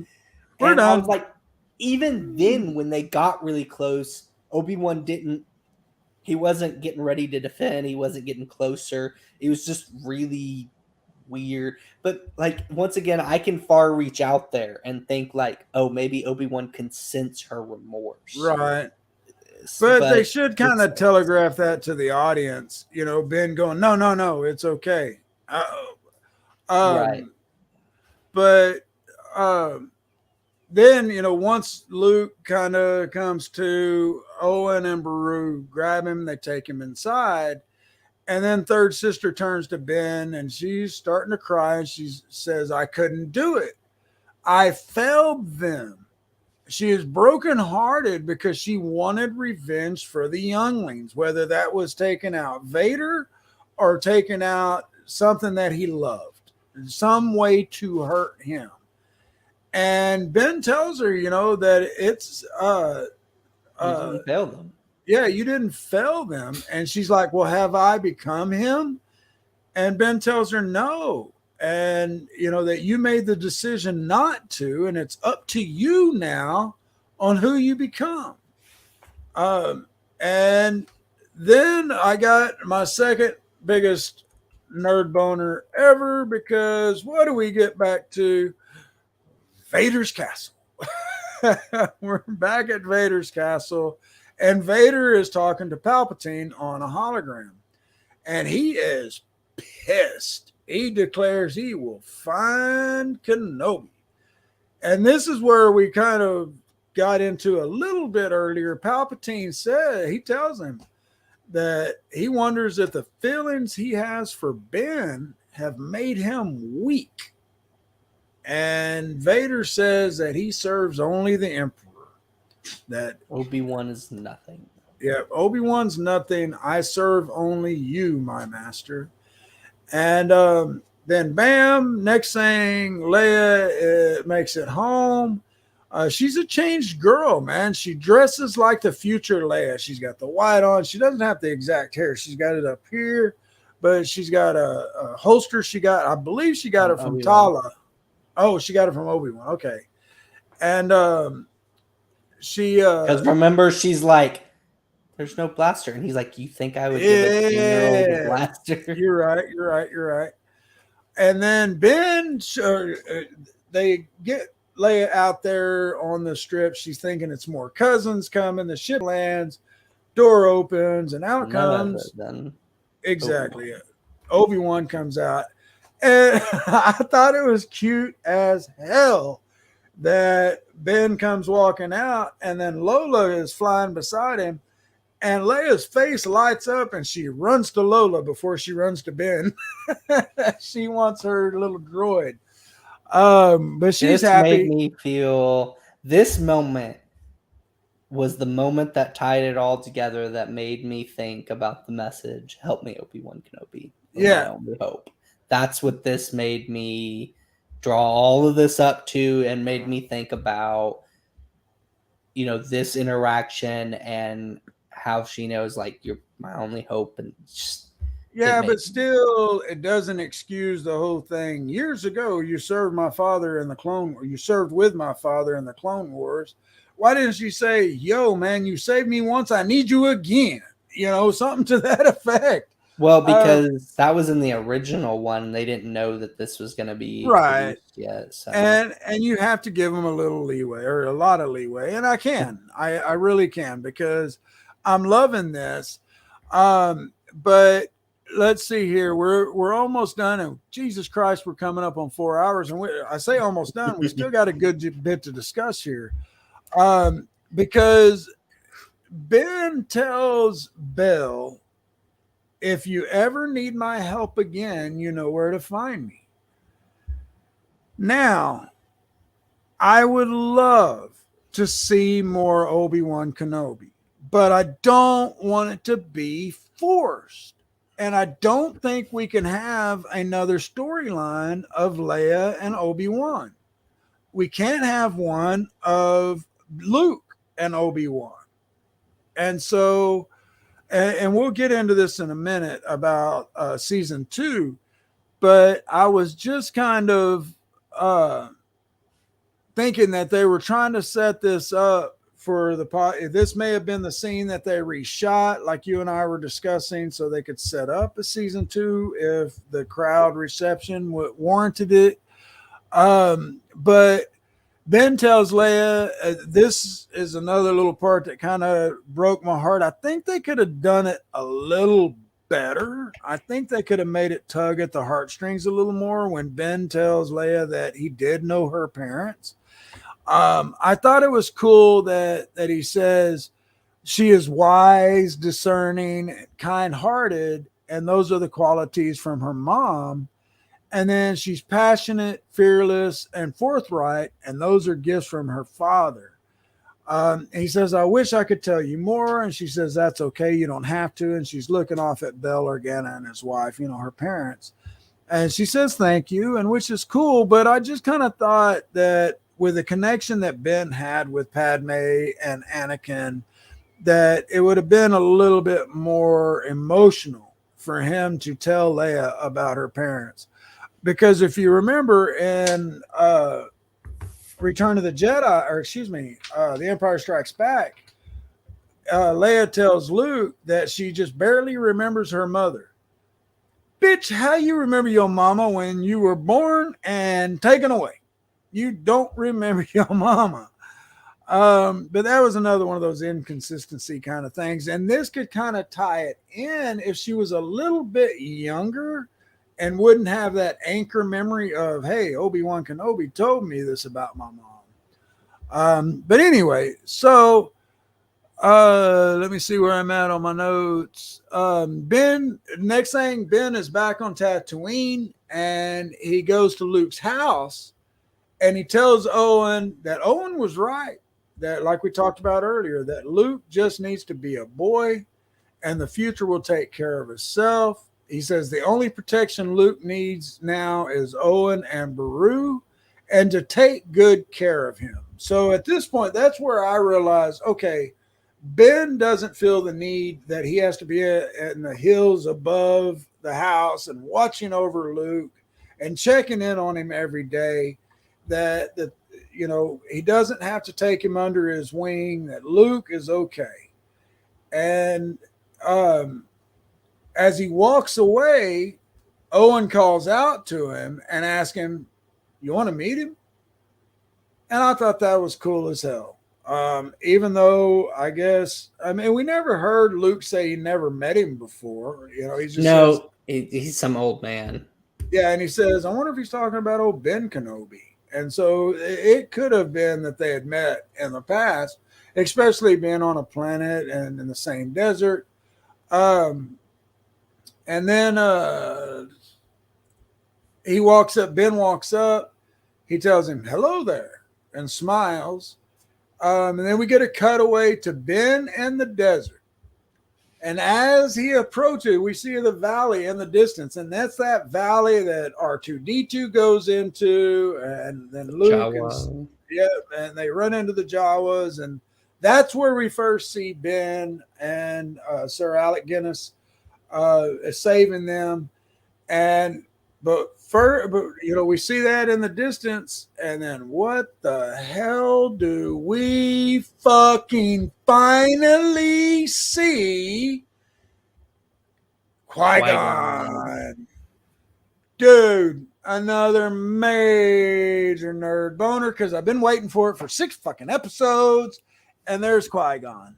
And this was making me think that Ben rides off. The second season's possibly going to be basically just an adventure, not heavily tied into lore and everything, like the story and everything. And that throughout these the episodes of the new season is Qui-Gon slowly giving advice, like through the 6 episodes. And then something happens either they leave it at that, he does his adventure or whatever, or at the end of the second season, they somehow give a reason that he has to stay on Tatooine or stay in that cave or something. Right. That's what I was kind of thinking, because he's distant, but he's still looking over Luke when all this happens. I mean, not like he was before, but he's still just in the distance on the planet. No, and I'd love to see something like that. And if they do it, I don't know if I can't think of the actor's name that plays Qui-Gon. I don't know if he'd sign on to do a Liam Neeson. Yeah, Liam Neeson. I don't know if he'd sign on to do a full, season of something, but he might. But I'd love to see something like that. But here, once we finally see Qui-Gon, the first thing he does is he turns around and says, well, took you long enough. And Ben says, well, I was beginning to think you'd never come. And Qui-Gon answers, yep, I was always here, Obi-Wan. You were just not ready to see. And then he says, come on, we have a way to go. And then Ben rides off towards that valley of A New Hope. So that's where I'm wondering, okay, is there going to be a season 2? This leads perfectly into A New Hope 10 years later. And like I told you, though, I've pulled up some quotes, and now I got to get my glasses because it's late and I've had too many whiskeys. And folks, I'm sorry, I hate the reflection of my computer screen and my glasses, and so I hardly ever wear them. So I apologize for the glare. But when I went to looking to see if the season 2 had been greenlit or anything, um, Ian McGregor told GQ, British GQ, I really hope we do another. If I could do one of these every now and again, I'd just be happy about it. And then Hayden Christensen. Well, it was definitely conceived as a standalone story, but I would love to continue with this character. You know, I think there's certainly more to explore, and I would be so excited to get to do so. I would certainly be open to returning for Obi-Wan season 2. Disney, we need a Darth Vader series with Hayden Christensen. Whether it's with flashbacks of him and Ahsoka or whatever, we need. I don't need all the Ahsoka stuff. Just give me Vader. Give me Vader, and every now and then we see him with his helmet off, and he is talking some shit to somebody. But really, man, that Darth Vader series, we've talked about it so much throughout this episode. And guys, you want to throw Hayden Christensen in there? They did really well the last time with the flashbacks that they made a new, something we've never seen before. Do the battle. He goes on trying to conquer this area or whatever.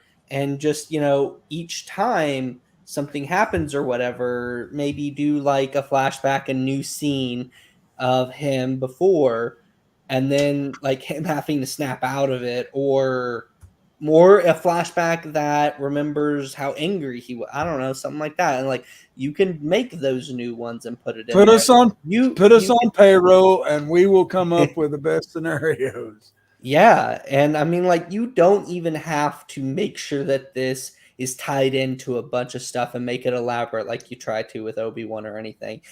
10 years is plenty of time, and he can be doing a lot not involving everything else. You don't have to worry about all the other details and the timing and everything like that.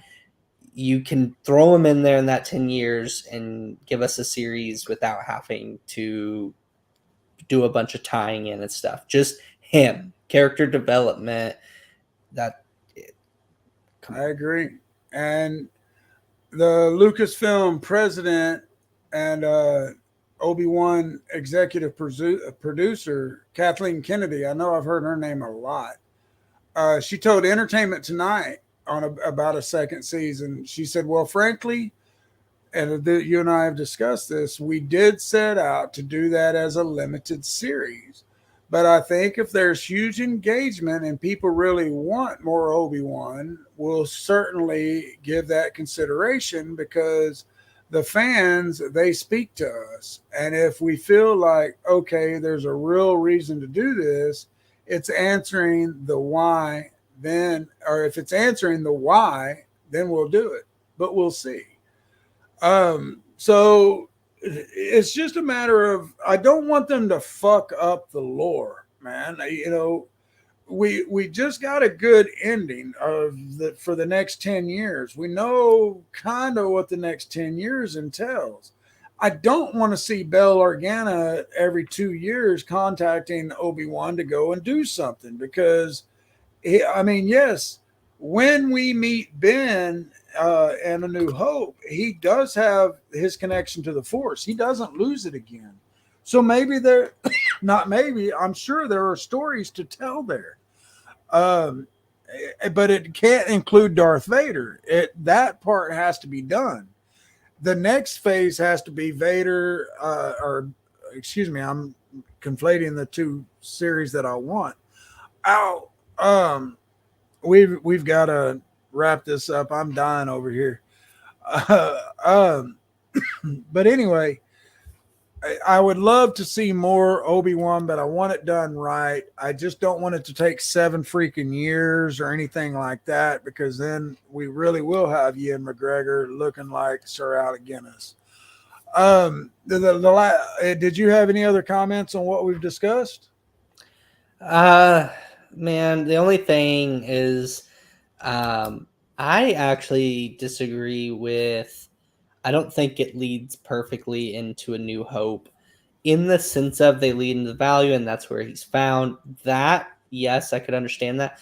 But 10 years, you're telling me he just was using his lightsaber, he got his connection to the Force. He just was able to speak with Qui-Gon, and he says we have quite a ways to go.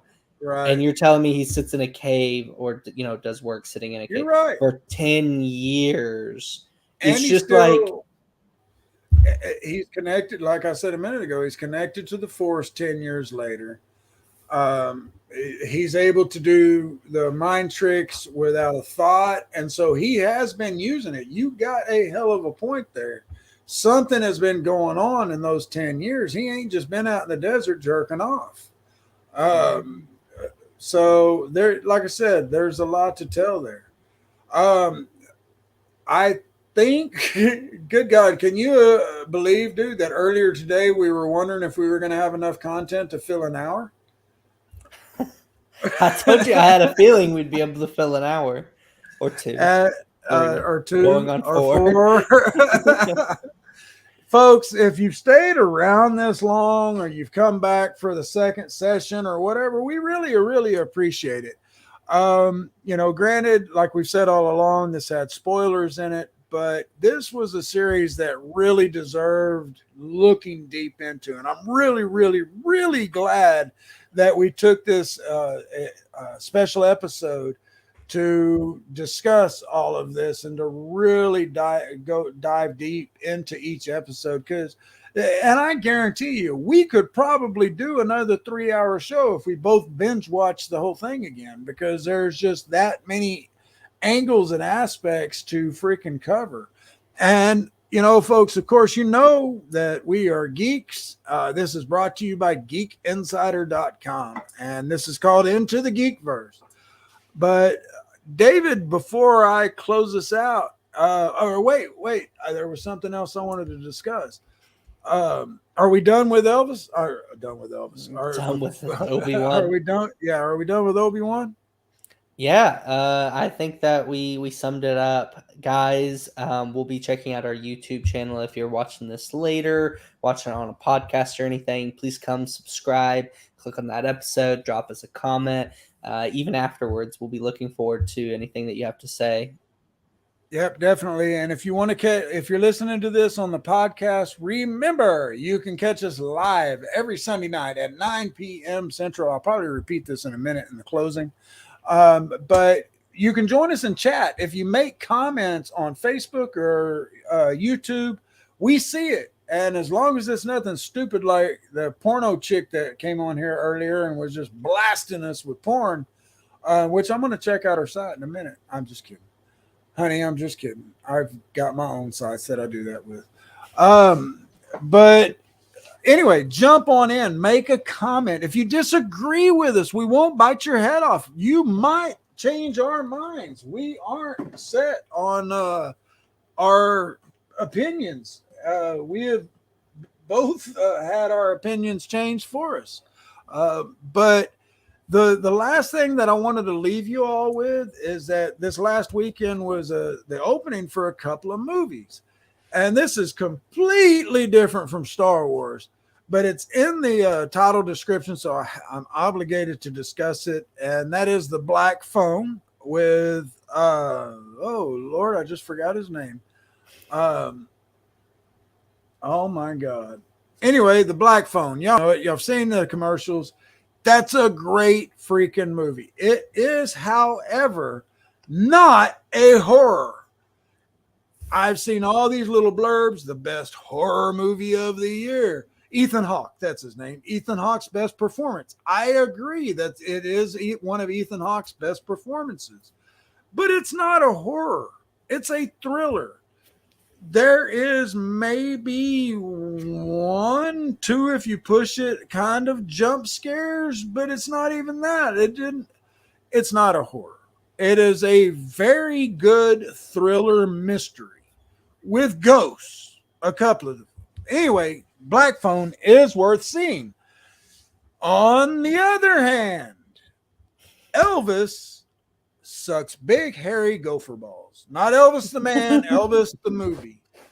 Oh my God. This is only the second movie in the last 5 years that my wife and I have walked out on. The first one was Moonfall, and God Almighty, Lord have mercy on that movie. But Elvis was horrible. It's told from the perspective of Colonel Tom Parker, and this, in my and my wife's opinion, is the worst acting job by Tom Hanks ever in his entire career. I don't know who coached him on this German accent that he's doing in it. It sucks. They got this big honking nose on him, prosthetic nose that just looks fucking crazy stupid in profile. And dude, the guy that plays Elvis does great. If they would have freaking had the right writers and the right storyline, man, this could have been a really good movie because he really channeled Elvis. But Colonel Tom Parker was a prick and 3/4, according to every witness from around Elvis. And this whole movie is trying to pump Parker up. Is trying to make him look better in spite of all the reports of how much of a prick he was. And I'm sitting there, dude, and we did a double feature. I ain't done this in 10 years. We went and saw the Black Phone, came out, got a drink. Brenda went and smoked, peed. We went back and saw Elvis. And we're in there about an hour, and I'm not miserable. I'm not in a lot of pain, but I'm just not enjoying the movie. And Brenda looks over and she goes, "This kind of sucks." And I was like, "Thank God I'm not the only one thinking this." She goes, "You want to go?" I said, "What? You're hating it that much?" "Hell yeah." I said, "But we got an hour before our grocery pickups due. And we live outside of town, so we can't just go home." For the listeners, David knows this, but we live outside of town. And so we can't just go home and then go back an hour later. That's especially with gas prices. And so she's like, "Oh, okay." And so we sat there for about 10 more minutes. And I said, "You know what?" I said, "We can play on our motherfucking phones for the next 45 minutes until these groceries are ready. Let's get out of here." The movie sucked. I do not recommend it. I am an Elvis fan. I know the story. I know the lore. I definitely wanted to see a good Elvis movie. This is not it. I will, unless it's free, some point down the line, I might watch the last half that I didn't get to see, just to see what happened. But that's another one of those that I cannot recommend you spending your money on. Speaking of new movies that were out, went and saw Lightyear. This is phenomenal. They do a great job. Every aspect of it, the comedic, the action, his character, what it meant to be a space ranger, their responsibilities, his villain, everything. This movie is worth it. It is one of the movies that when it comes out, I would buy it full price. Like it, however it is. Like same thing with Bad Guys. It came out. I've already bought it full price. It was a great movie. Oh shit! I need to look in our collection then because I haven't watched that one yet. Yeah, check it out. And all right, folks. Jesus H freaking Christ! How did we go this long? I got to give a shout out to Meredith. Meredith and I would have these kind of shows every now and again where we'd have a great guest and we would go a couple of hours. I don't know that her and I ever went closing in on 4 hours now on a Sunday night, but discussing one thing and such a short thing. I mean, look how much we talked about for 6 episodes, just 6 hours of footage. And oh, what a ride it was. I do hope that we do see a season 2 at some point. I fully have my faith in Lucasfilms and Disney that they won't do one unless the storyline is good. And if not, maybe McGregor or Christensen will just say, no, this ain't good enough, and just refuse to do it unless it's rewritten. But everyone, good God Almighty, thanks so much for tuning in. If you made it this far, you truly are a champion and a geek and a Star Wars fan. Special thank you out there to my girlfriend Marissa, who is not a big fan of any of this and has sat through 4 hours. Thank you. Holy moly. And I've been told that I might have a chance to meet her very soon. Again, David lives in Tennessee now. He hasn't always. That's a recent thing. And David and I are used to being able to see all the movies and stuff together. And so that's one reason why we kind of have these weekly sessions, is because we can't go see everything together. But again, everyone, thank you so much for tuning in through the night. If and it goes vice versa. If you've been listening in on the podcast, head over to the YouTube channel and subscribe and hit that like button. Watch the other episodes. We have some kind of video, or not visual aids throughout some of the shows, whether they're trailers. We've cut out the trailers because those don't translate really well to podcasts, but we will have images from time to time. And we showed a bunch tonight. Just because it was appropriate for the show. But, and then vice versa. If you're only tuning in on YouTube, then head to your favorite podcast provider and look up Geek Insider and subscribe. Make sure that you get notifications on each new episode. David, before I close us out for the night, anything else you want to say?